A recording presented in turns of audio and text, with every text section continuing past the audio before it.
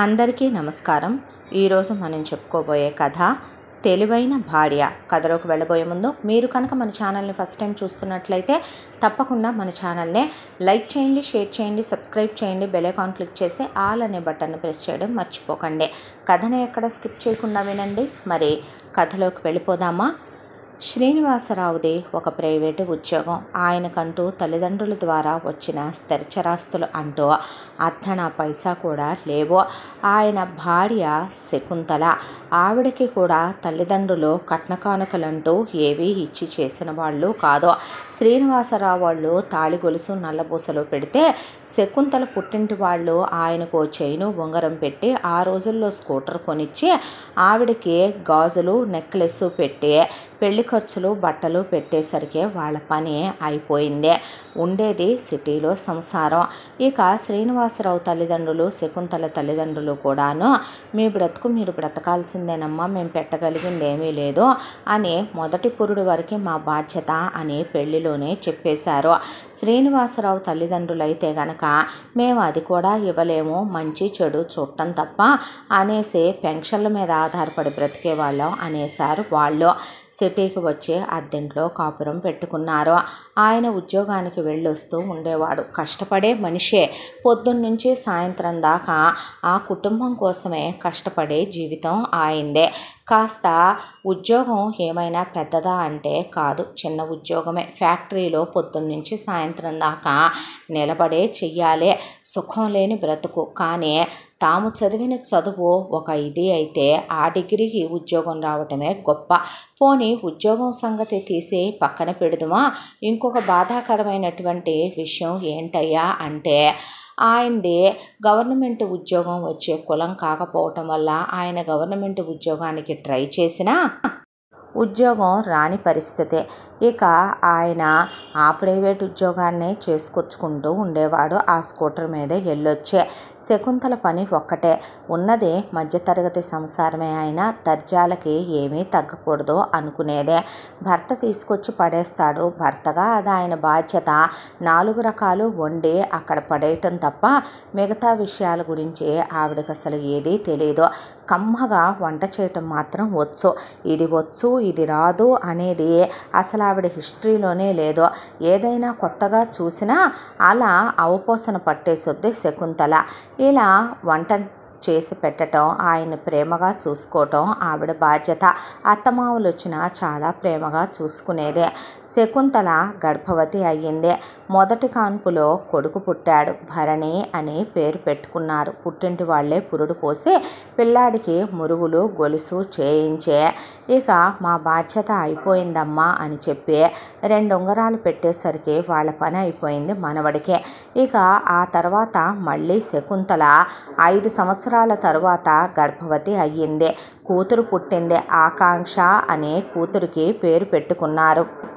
ఉన్నంతలోనే పిల్లల్ని చదివించుకోవాలనుకొని వాళ్ళనేమి గవర్నమెంట్ స్కూళ్ళకు పంపాలనుకోలేదు వీళ్ళు.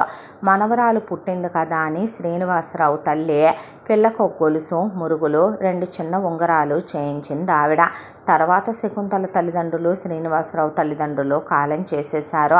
కర్మకాండలు కూడా ఆయనే జరిపించాడు.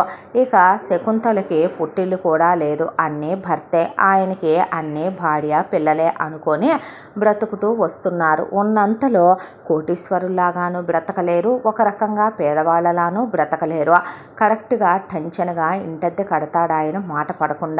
కరెంటు బిల్లు కడతాడు పెనాల్టీ పడకుండా.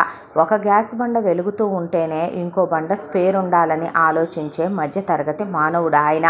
దానికి తోడు ఇంట్లో పిల్లలకి వండి పెట్టే విషయంలో పొద్దున పూట 2 రకాల టిఫిన్లు అయితేనేమే, ఇక చక్కగా 4 రకాల కూరలతో భోజనాలు అయితేనేమే. బాగా బ్రతికిన మనుషులు కాబట్టే ప్రతి పండక్కి బట్టలు కొనుక్కోవటం, ఈవినింగ్ చక్కగా రకరకాలే 2 రకాల స్నాక్స్ చేసుకొని తినటం, రాత్రికి ఇంట్లోనే కమ్మటి భోజనం వండుకొని తినటం, వచ్చిన సినిమా కల్లా పిల్లల్ని తీసుకొని నలుగురు వెళ్ళి రావటం, షాపింగ్కి వెళ్ళి రావటం, పండుగలు జరుపుకోవటం, ఎవరిదైనా చుట్టాలు బంధువులు పెళ్ళని వెళ్ళినా ఇక ఒట్టి చేతులతో ఎలా వెళతామని చెప్పి 1116 చదివించి వస్తారు 3 పెళ్ళాలు. వాళ్ళ పద్ధతి విధానం అదే. పిల్లాడు చాలా బాగా చదువుతాడు, కాన్వెంట్లోనే వేసి చదివించుకుంటున్నారు. పిల్ల ఇంకా చిన్నది కాబట్టి దాన్ని మెల్లగా వేసి చదివించవచ్చులే అనుకుంటే ఇక పిల్లాడు ఎక్కువచ్చిన తర్వాత పిల్లను కూడా వేసేసారు స్కూల్లో. ఇద్దరు పిల్లల్లో పిల్ల కాస్త బద్దకిస్తుంది కానీ చదువు విషయంలో తిక్కల మేళం కల్లా కప్పటం లేనిది. కానీ పిల్లాడు బ్రహ్మాండంగా చదువుకుంటూ వస్తున్నాడు. అలా పిల్లాడిని వాళ్ళకున్నంతలోనే సింపుల్గా పంచెల ఫంక్షన్ చేశారు. పిల్లకి వాళ్ళున్నంతలోనే సింపుల్గానే ఓణీల ఫంక్షను, పెద్ద మనిషి ఫంక్షను జరిపించారు. పిల్లాడి 10th క్లాస్ అయిపోయింది. తర్వాత మంచి మార్కులతో పాస్ అయ్యాడని ఇంటర్లో అతి తక్కువ ఫీజులతోనే ఇంటర్ సీట్ వచ్చింది. ఆ తర్వాత పిల్లాడి ఇంటర్లో ఎంసెట్లో మంచి ర్యాంక్ తెచ్చుకోవటం, ఇంటర్లో మంచి మార్కులు తెచ్చుకోవటంతో ఇక ఇంజనీరింగ్ సీట్ కూడా తక్కువ ఫీజుతోనే వచ్చేసింది. 4 ఏళ్ల ఇంజనీరింగ్. పిల్లాడు ఎవరిని ప్రేమించిందే లేదు. ప్రేమ లాంటి వాటి జోలికి వెళ్ళే తత్వము భరణిది కాదు. పిల్లలిద్దరికీ కూడా ఖరీదైన ఫోన్లు శ్రీనివాసరావు ఇన్స్టాల్మెంటుల్లోనే కొనిచ్చినా వాటిని మిస్యూజ్ చేసుకోరనే నమ్మకం ఉంది శ్రీనివాసరావుకి. దానికి తోడు పిల్లలిద్దరినీ కూడా సంస్కారవంతమైనటువంటి పెంపకమే పెంచింది శకుంతల. పిల్లలకి కడుపుకు నచ్చింది పెట్టుద్దే, కంటికి నచ్చింది కొనిపెట్టుద్దే. పిల్లల విషయంలో ఏదీ తక్కువ కాకుండా చూసుద్ది. కానీ వేషాలు వేస్తే తోలు తాట తీసి అక్కడ పెట్టుద్ది ఆవిడ.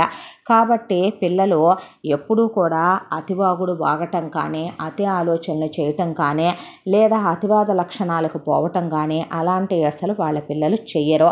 ఎంత దాంట్లో పిల్లాడిది ఇంజనీరింగ్ అయిపోగానే క్యాంపస్ ప్లేస్మెంట్లో పిల్లాడికి నెలకి 50,000 రూపాయలు ఉద్యోగం వచ్చింది. మొదటి నెల జీతం అందుకున్నాడు. దేవుడికి కొంత వేసి ఇంట్లో వాళ్ళందరికీ బట్టలు తెచ్చి ఒక ట్రిప్పుకు వెళ్ళొచ్చారు దైవ దర్శనానికి. 2వ నెలకే గుడ్ న్యూస్ అనుకుంటూ శ్రీనివాసరావు వస్తే, ఏంటి నాన్న అన్నాడు భరణి. నేను ఉద్యోగం మానేశానురా అంటే, ఎందుకు నాన్న అని అడిగితే, సెల్ఫ్ రిటైర్మెంట్ తీసుకున్నానయ్యా అన్నాడు. నీకు ఇంకా 50 కూడా రాలేదుగా నాన్న అంటే, అలసిపోయానురా. అప్పుడెప్పుడో జీవితంలో వయసులో ఉన్నప్పుడు 21 ఏళ్లకి మీ అమ్మనిచ్చే నా డిగ్రీ అయిపోగానే పెళ్లి జరిపించారు. ఆ రోజు నుంచి ఈ రోజు వరకు నేను కష్టపడుతూనే ఉన్నాను.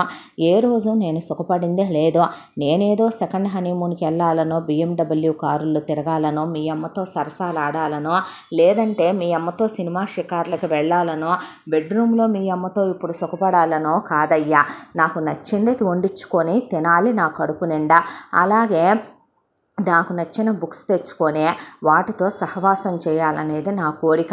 4 రకాల న్యూస్ పేపర్లు వేయించుకొని వాటన్నిటినీ స్టార్టింగ్ డేట్ నుంచి ఎండింగ్ సమాప్తం వరకు చదువుకొని టీవీ చూసుకుంటూ, క్రికెట్ మ్యాచ్ చూసుకుంటూ అలా పార్కుకు వెళ్ళొస్తూ లైఫ్ని ఎంజాయ్ చేయాలని సెల్ఫ్ రిటైర్మెంట్ తీసుకున్నాను. ఇక కొడుగ్గా ఇంటి బాధ్యతలు మొత్తం నీవే. పాలు ముంచుతావు, నీట ముంచుతావు, నీదే భారం. నాకు అనవసరమయ్యా. ఇదిగో ఇప్పటి వరకు ఇంటి ఖర్చులు మొత్తం ఇన్నేళ్లుగా నేను భరించి ఈ అన్ని డైరీల్లో సంవత్సరానికి ఓ డైరీ ఎందుకు నాన్న కొంటావని అడిగేవాడివే. ప్రతి ఖర్చు అందులో రాసుకుంటూ వచ్చాను. ఇప్పటి వరకు నా బాధ్యత పూర్తయిపోయింది. ఇక్కడి నుంచి నీ చెల్లెల బాధ్యత, ఈ ఇంటి బాధ్యత నీదేరా. నీ చెల్లెలకి పెళ్లి చేయటం కానీ, ఇల్లు కట్టుకోవటం కానీ, ఈ సంసారాన్ని ఈదుకొచ్చుకోవటం కానీ, నువ్వు పెళ్లి చేసుకోవటం కానీ, మా రిటైర్మెంట్ లైఫ్లు నీ దగ్గరే గడిచిపోవాలి కాబట్టి మమ్మల్ని చూడటం కానీ మొత్తం బాధ్యత నీదే. వెళ్ళొస్తానురా. సినిమా టికెట్లు బుక్ చేసుకున్నాం. మా ఫ్రెండ్స్ అందరం కలిసి వెళ్ళి చూసి రావాలి. సినిమా చానాళ్ళు అయిందే. పాత మాయాబజార్ మళ్ళీ వేస్తున్నారంట థియేటర్లో అని వెళ్ళిపోయాడు శ్రీనివాసరావు. కూర్చుండిపోయాడు భరణి. వచ్చే 50,000తో ఇప్పుడు ఇల్లు నడుపుకు రావాలి. నాన్నది కూడా ఒక 50 వచ్చుద్దిలే. ఎలాగోలాగా చెల్లిని బీటెక్ మంచిగా చదివించుకోవచ్చు, ఈలోపు ఇల్లు ప్లాన్ చేసుకోవచ్చు, కారు ప్లాన్ చేసుకోవచ్చు అని ఏదేదో బడ్జెట్లు వేసుకున్నాడు. పోయిన నెలలో ఉద్యోగంలో మొదటి నెల జీతం తీసుకున్నప్పుడు ఈ పాటికే నాన్న ఇంత బాంబు పేలుస్తాడని కల్లో కూడా అనుకోలేదు. అనుకున్నాడు ఆ అబ్బాయే. ఇక చేసేదేముంది, ఆయనది ఫైనల్ అని చెప్తే తండ్రి ఆ నిర్ణయానికే కట్టుబడి ఉంటాడని తెలుసు. ఉద్యోగానికి వెళ్ళి రావటం మొదలుపెట్టి 2 ఏళ్ళు అయిపోయింది. అప్పుడే ఉద్యోగంలో చేరి కూడా ఉద్యోగం చేసుకుంటూ వెళ్తుంటే ఒకవైపు నుంచే రోజులు అలా గడిచిపోతున్నాయి. ప్రమోషన్లు వచ్చినాయి, హైకులు పడుతున్నాయి. కానీ ఇల్లు సంసారం అన్నాక ఏదో ఆపుకుంటాం. పండుగల పబ్బాల సరుకుల ఇంటెద్దల అద్దె కూడా ప్రతి సంవత్సరం పెరుగుతూనే ఉంది. కరెంటు బిల్లు అలా యూనిట్ల లెక్కన గవర్నమెంట్ పెంచుతూనే ఉంది. ఏ ఖర్చు తగ్గుద్ది? ఒకప్పుడు 200 300 ఉండే గ్యాస్ బండకు కూడా 1000 1100 కట్టే రోజులు వచ్చేసినాయని కళ్ళల్లో నీళ్లు తిరుగుతూ ఉండేవి. అలా తను 2 బస్సుల్లో పడెళ్ళి రావాలి ఉద్యోగానికి బస్ పాస్ తీసుకునే. జీవితం ఇలా నెట్టుకెళ్ళిపోతుంటే కొడుక్కి పెళ్లి చేయొద్దు, మధ్యతరగతి మానవులం మనం, పెళ్లి చేయకపోతే రేపొద్దున వాడికి ఏదైనా గాలి లక్షణాలు అబ్బితే వాడే కులంగా అందాన్నో మతంగా అందాన్నో తీసుకొచ్చి కోడలుగా మన నెత్తిన పెడితే మన ఇంటి పరువు ఏం కానో కులం పరువు ఏం కానో పిల్లాడికి త్వరగా పెళ్లి చేసేయాలి అని నిర్ణయించాడు శ్రీనివాసరావు. అంతా దాంట్లో పెళ్ళిళ్ళ పేరయ్యని పిలిచి సంబంధాలు చూడమని చెప్పాడు. పెళ్ళిళ్ళ పేరయ్య సంబంధాలు చూడటానికని వచ్చిన వాడిని కాస్త వీళ్ళేమీ కట్నాలు లేకుండా చేసుకోవాలనుకోలేదు. శ్రీనివాసరావు ఒక 10-15 లక్షల కట్నం వచ్చి ఒక 5 లక్షల బంగారం వచ్చి పెళ్లి ఖర్చులు పెట్టుకునే సంబంధమే చూడమన్నాడు ఆయన్నే. అలా ఉన్న సంబంధాల ఫోటోలు అక్కడ పెడుతున్న పెళ్ళిళ్ళ పేరయ్య కాస్త మరో ఫోటో కూడా అనుకోకుండా పరిచ్ఛానంలో ఉండి ఆ కట్టలో కలిపేయటం వల్ల ఆ ఫోటో కూడా అక్కడ పరిచి ఉన్న ఫోటోల్లో ఉందే. ఆ ఫోటో చేత్తో పట్టుకున్నాడు భరణి. భరణికి ఆ అమ్మాయి చూడగానే చాలా నచ్చింది. ఎంత నచ్చిందంటే లవ్ ఎట్ ఫస్ట్ సైట్ అనుకోవాలేమో. ఫోటోలో చూసే ప్రేమించి మనసు పారేసుకునేంత నచ్చేసింది అనే అనుకోవాలేమో బహుశాను. అయితే తల్లికి చూపిస్తే పిల్ల చక్కగా ఉంది, కన్ను ముక్కు తీరు అని ఆవిడన్న తర్వాత పెళ్లి చూపులకే ఏర్పాటు చెయ్యవయ్యా అని చెప్పాడు శ్రీనివాసరావు. పెళ్లి చూపులకి ఏర్పాటు చేసే అమ్మాయి అబ్బాయి వేరే వెళ్ళి మాట్లాడుకుంటారన్న తర్వాత భరణి ఆ అమ్మాయితో మాట్లాడాడు. ఆ అమ్మాయి పేరు దీప. చూడటానికి చక్కగా ఉంది. దానికి తోడు ఆ అమ్మాయి మాట్లాడిన మాటలు, ఆ అమ్మాయి ఓర్పు సహనం ఒబ్బిడి చురుకుతనం అసలు ఒక ఆడపిల్ల ఎలా ఉండాలో అలా ఉంది. ఒక భార్య రుక్మిణిలా ఉండకూడదు, సత్యభామలా ఉండకూడదు, ఒక భార్య రాధలా ఉండకూడదు. అలాగే వీళ్ళందరిలో ఉన్న అన్ని క్వాలిటీస్లో ఒక్కొక్కటిగా మంచి క్వాలిటీస్ ఏది ఉండాలో అవన్నీ ఉండాలి. సీతలాను ఉండాలి, సావిత్రిలాను ఉండాలి, సత్యభామలాను ఉండాలి, రుక్మిణిలాను ఉండాలి. అలా అని వాళ్ళల్లో ఉన్న అన్ని క్వాలిటీస్ భరించి సహించేవి కూడా ఉండకూడదు అన్నట్టుగానే ఉంది దీప. దాంతో మాట్లాడొచ్చాక అమ్మాయి నాకు నచ్చేసింది నాన్న అని చెప్పాడు భరణి. చెప్పిన తర్వాత మిగతా విషయాలు మాట్లాడదామా పేరయ్య గారు అన్నాడు శ్రీనివాసరావు. అప్పుడు పెళ్ళిళ్ళ పేరయ్య మేలుకొని నాలుగు ఖర్చుకొని మీకు విషయం చెప్పాలి శ్రీనివాసరావు గారు అంటే ఏంటది అన్నాడు శ్రీనివాసరావు. అంటే నా వైపు నుంచే ఒక తప్పు జరిగిపోయిందండి. ఏంటా తప్పు అన్నాడు శ్రీనివాసరావు. వీళ్ళ సంబంధం గురించి నేను మీకు విషయం చెప్పటం మర్చిపోయానండి అన్నాడు పెళ్ళిళ్ళ పేరయ్య. ఏమిటది? వీళ్ళు కట్న కానుకలు ఇచ్చుకోలేరండి. అమ్మాయి వాళ్ళ అమ్మగారి పేరు లక్ష్మి, నాన్నగారి పేరు విష్ణుమూర్తి. అమ్మాయికి ఉన్న చెల్లెలి పేరు అమూల్య. ఇద్దరు ఆడపిల్లలు. వాళ్లే భారం అనుకునే మనిషి ఆయన. వాళ్ళదే అద్దిల్లేను. ఆవిడ మిషన్ కుట్టుద్ది, ఆయన చేసేది ప్రైవేట్ ఉద్యోగం. పైగా అమ్మాయి చదువుకుందే దీప డిగ్రీ వరకేనండి. వాళ్ళు ఏదో పెళ్లి ఖర్చుల వరకు సింపుల్గా పెట్టి పెళ్లి చేయగలరు కానీ వాళ్ళేమి బంగారాలు అవి కూడా పెట్టలేరు. వాళ్ళేమి ఇంతింత కట్నాలు కూడా ఇవ్వలేరు అని చెప్పేపాటికే ముందు ఇక్కడి నుంచి ఇంటికి పదమని ఇంటికి తీసుకొచ్చాక అమ్మాయి చాలా బాగుంది కదండి అని శకుంతలంటే ఏం చేసుకుంటా అందాన్ని కోసుకొని తింటావా అన్నాడు శ్రీనివాసరావు. ఏమైంది నాన్న? నిజంగానే తను బాగుంది, తన మాట తీరు బాగుంది, వదిన నాకు చాలా నచ్చింది, పళ్ళు రాలుతాయి వరుసలు కలిపావంటే అన్నాడు ఆకాంక్షనే. నేనేం చేశానని నన్ను తిడతావు నానా అందే ఆకాంక్ష. వాళ్ళు కానీ కట్నం ఇవ్వరంట. ఏమైంది ఇప్పుడు? ఇవ్వకపోతే ఎవరడిగారు వాళ్ళని కట్నం? ఎవరడిగారేంట్రా? నువ్వు ఇంజనీరింగ్ చదువుకున్నావు, ఎంత ఫీజులు పోస్ట్ చదివించానో నీకేమైనా ఫ్రీ సీట్ వచ్చిందా ఏమిట్రా? మందేమైనా లేకపోతే రిజర్వేషన్ల కింద స్కాలర్షిప్ల కింద చదువుకొని వచ్చావా నువ్వేమైనా? కాదు. అయితే మరి ఇంజనీరు అల్లుడివి, అలాంటిదే నీకు కనీసం ఓ 15 లక్షల కట్నం, 5 లక్షల బంగారం, ఏదైనా ఒక 5 లక్షల రూపాయలు ప్రాపర్టీ పెడతారని నేను అనుకుంటే పెళ్లి ఖర్చులు పెట్టి పెళ్లి చేస్తారులే, ఒక 50,000 1,00,000 రూపాయలు దీనికి ఆడపడుచు కట్నం ఇస్తే ఒక 2 ఏళ్ళు ఇంజనీరింగ్ ఫీజు సరిపోద్దని నేను లెక్కేసుకుంటే, అంటే నా ఖరీదు మొత్తం 30 లక్షల నాన్న. పిచ్చివాగుడు వాగావంటే పళ్ళు రాలుతాయి. నా సంగతి బాగా తెలియదు. ఎందుకు ఇవ్వాలి నాన్న కట్నాలు? ఏ అమ్మ ఏం కట్నం తెచ్చిందని చేసుకున్నావు నువ్వు? అలాగని అమ్మేమైనా నీకు ఎదురు చెప్పిందా? అమ్మ ఏ రోజైనా అమ్మలా లేదా? మాట్లాడవేంటమ్మా నువ్వు? ఏంటండి పిల్ల నచ్చింది, వాళ్ళ కుటుంబం నచ్చింది అంటే కష్టజీవులండి, తప్పేముంది? ఆయింది మీలా ప్రైవేట్ ఉద్యోగం. పాపం ఇద్దరు ఆడపిల్లలు అన్న తర్వాత మోయలేని బరువే కదా. ఇంకా నేను మీకు చేసే సాయం ఏమీ లేదు. నువ్వెందుకు పనికిరావనే విషయం తెలిసిందేలే. మళ్ళీ అది పేపర్లో ఏం ఇప్పుడు. నేను పనికిరాను సరేలేండి, వాళ్ళమ్మ వేడి నీళ్ళకి చన్నీళ్ళు తోడని ఆయనకి మిషన్ అన్నా కుట్టి పెడుతుంది కదా. కానీ ఆ అమ్మాయి డిగ్రీ వరకే చదివిందే, పనికి మాలిందానా? నేను అది కూడా చదవలేదుగా. ఓహో, చెబితే ఎందేంటి? నువ్వు అలా చదువుకోలేదు కాబట్టే ఆ రోజున నేను ఒక్కడనే కష్టపడాల్సి వచ్చింది. మీరేమైనా పిహెచ్డీలు చదివారా? మీరు చదివింది కూడా వెధవ డిగ్రీయేగా ఆ రోజున. నేను ఆ రోజున చదివిన వెధవ డిగ్రీ ఎక్కువేనండి శకుంతల గారు. మీరు అది కూడా ఏడవలేదు కదా. లేదంటే మీరేదో ఒక ఉద్యోగం ఏడిసి ఉండేవాళ్ళు కదా. ఏంది అరుస్తావు ఇంతంత గొంతేసుకొని అంటే? అరవటం ఏంటే బుద్ధి లేనిదానా? నీకు తలకాయ పని చేస్తుందా? నువ్వు ఆ రోజు చదువుకుంటే 4 రాళ్ళు నాతో పాటు సంపాదించి ఉద్యోగం చేసి ఉండేదానివే. అలా లేకపోవటం వల్లే ఈ రోజుకి కూడా మనకి కొంపాగోడు లేదు.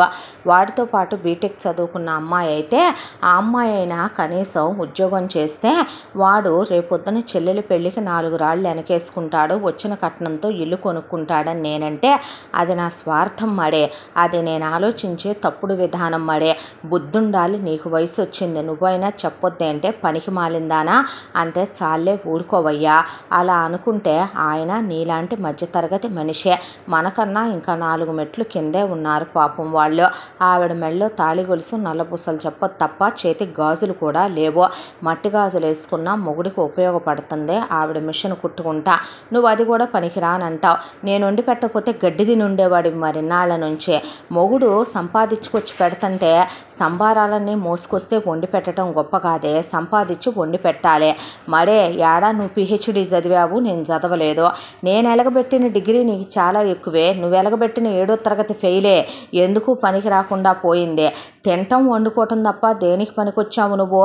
ఏమంటావయ్యా ఇప్పుడు? నాన్న ఏం మాట్లాడుతున్నావు నాన్న నువ్వు అంటే, అమ్మ కట్నం తీసుకురాపోయినా పర్వాలేదు, అమ్మ ఏ ఉద్యోగాలు చేయకపోయినా పర్వాలేదు, రేపొద్దున మన చెల్లి చదువుకొని ఒక ఇంటికి వెళ్ళిన తర్వాత ఉద్యోగం చేస్తో లేదో తెలీదు, కానీ ఒక ఇంటి నుంచి వచ్చిన అమ్మాయినే మనమెలా నాన్న నువ్వు ఇలా ఉండు అలా ఉండు అంటాం. తనైతే నాకు నచ్చింది, తన తప్ప నేను ఎవరిని చేసుకోను, పళ్ళు రాలుతాయి కొట్టానంటే. వదిన నాకు కూడా నచ్చిందే.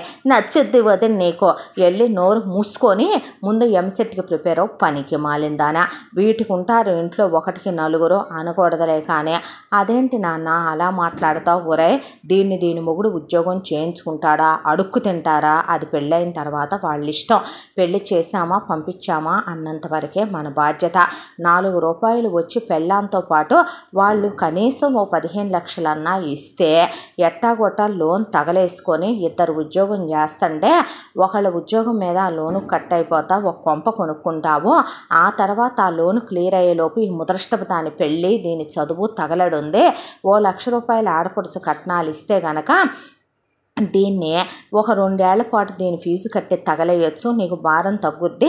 దీన్ని కూడా బీటెక్ అయ్యాక 2-3 ఏళ్ళు ఉద్యోగం చేయించి ఆ వచ్చిన డబ్బులతో కాస్త పెళ్లి ఖర్చులకి బంగారానికి దాసి నీ మీద భారం పెట్టకుండా దీన్ని చేసి అత్తారింటికి పంపుదామని నేను అనుకుంటుంటే ఒళ్ళు బలిసి కొట్టుకుంటున్నారు ఇంట్లో ఒక్కొక్కళ్ళు.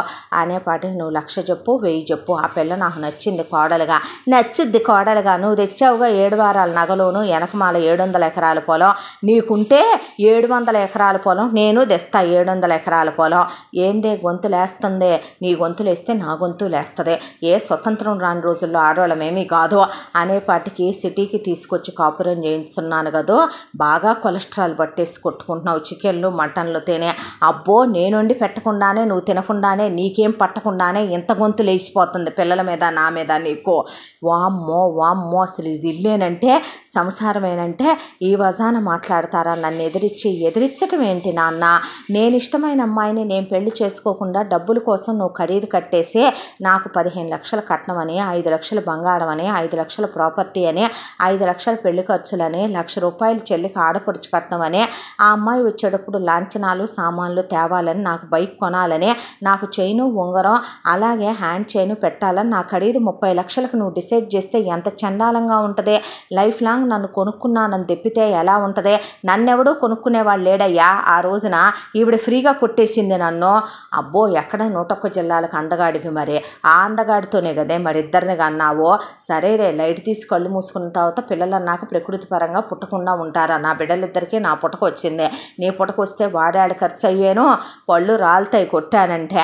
నిజాలు మాట్లాడితే మండుతాయి మరి నీకు. అలాగే ఏంటి అయితే ఇప్పుడు నాకు ఆ పిల్లే కోళ్ళగా కావాలి, నాకు తనే వదినగా కావాలి. ఏదిది ఇంకా వెళ్ళలేదా? బెల్ట్ ఇయ్యమ్మా, అమ్మ చూడమ్మా అనేపాటికి బూస్ట్ కలిపివ్వు, బూస్ట్ కలిపివ్వు, బోర్నవేటా కలిపివ్వు, అయ్యివ్వు ఇవ్వు, ఒక పూట లివర్ తిందామా, ఒక పూట మటన్ చాప్స్ మేద్దామా, ఓ పూట ప్రాన్ మసాలా తిందామా? మీ బతుకులు చెడ. వీటి గురించి ఆలోచించుకోవటం తప్ప 50 కూడా రాకముందే రిటైర్ అయ్యి 4 పేపర్లు ముందేసుకొని కూర్చొని లైబ్రరీలకు వెళ్ళి తెగ పుస్తకాలు చదివేసి వాకింగులు చేసి ఇప్పుడు బాడీ బిల్డింగులు కట్టాలి. మరి మనం ఎక్కడ కొడుక్కు వేడినీళ్ళకి సన్నీళ్ళు సాయం చేయటం అంటే ఇదే. మరి ప్రతి ఒక్కడూ చెబుతాడు ఉత్తముడైనటువంటి తండ్రుల మాటలు. ఎదవ బతుకు పదవే నీకు కల్పిస్తాను, నువ్వే కదే నువ్వు, నన్నే కదే అంద నువ్వు అనేపాటికి నాన్న ఏంట్రా నాన్న అదన్ని మాటలు మాట్లాడుతుంటే నాన్నను అలా అనకూడదమ్మా అని చెప్పాల్సింది పోయి, పోనీలే నాన్న అమ్మేగా, అంతేలే నీ అమ్మేగా, నేను మాత్రం నీ నాన్నను కాదేంట్రా దాని ఇష్టం వచ్చినట్టు మాట్లాడితే అన్నయ్య అంది అదేం కాదు, నువ్వు మా ఇష్టాలకు విరుద్ధంగా వెళ్తే మేము నీ మాట వినం. ఏదే మళ్ళీ చెప్పు ఆ మాట. చెప్తారు మరి నీకు. పలేవాడివిలే, పని చూసుకోవయ్యా అని వెళ్ళిపోయింది ఆకాంక్ష. ఆ తర్వాత కూడా భీష్మించు కూర్చొని ఒక 30 సంబంధాల దాకా వెతికాడు శ్రీనివాసరావు. వెళ్ళిన ప్రతి అమ్మాయిలోనూ వీళ్ళు ఏమీ నచ్చట్లేదని వెనక్కి వస్తూ ఉండటంతో ఒక రోజున ఇంట్లో పెళ్ళిళ్ళ పేరైన పెట్టి పంచాయతీ పెట్టు కూర్చున్నాడు శ్రీనివాసరావు. అసలు ఈ పేరయ్యని దవడబగలు కొడితే వ్యవహారం చక్కబడిపోయేది. నా కొంపకు తెచ్చాడు తిప్పలో. అదేంటండి అనుకోకుండా ఫోటో కలిసి అబ్బాయికి నచ్చేస్తే నాదా తప్పు?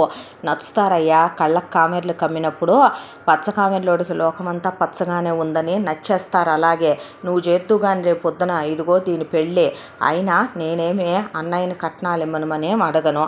నేను ఉద్యోగం చేసుకుంటాను. ఫీజు ఎవడు? మీ అమ్మ వాళ్ళ నాన్న వచ్చి నీ తాత కడతాడేమే? మా నాన్న అన్నావనుకో మర్యాదగా ఉండదు నీకు. ఇప్పుడు ఏమంటారే, ఆ అమ్మాయి అయితేనే ఈ ఇంటికి కోడలు. పేరయ్య ఎంత ప్లాన్ వేశారు మా ఇంట్లో వాళ్ళు చూసావా? మనం చూసిన 30 సంబంధాల్లో ఒక అమ్మాయి కన్నొంకర, కాలొంకర, దాని అమ్మ వంకర, నానొంకర, అన్నొంకర, చెల్లొంకర, అక్కొంకర, పక్కింటి వాళ్ళు కూడా వంకరని పెట్టుకొచ్చారయ్యా. వంకలు ఇంకా ఏమని సంబంధాలు ఎతికి చేస్తామంటావు నువ్వు నేను? పోనీ బాబు ఇష్టపడుతున్నప్పుడు ఆ అమ్మాయినే ఇచ్చి చేయొచ్చు కదండి.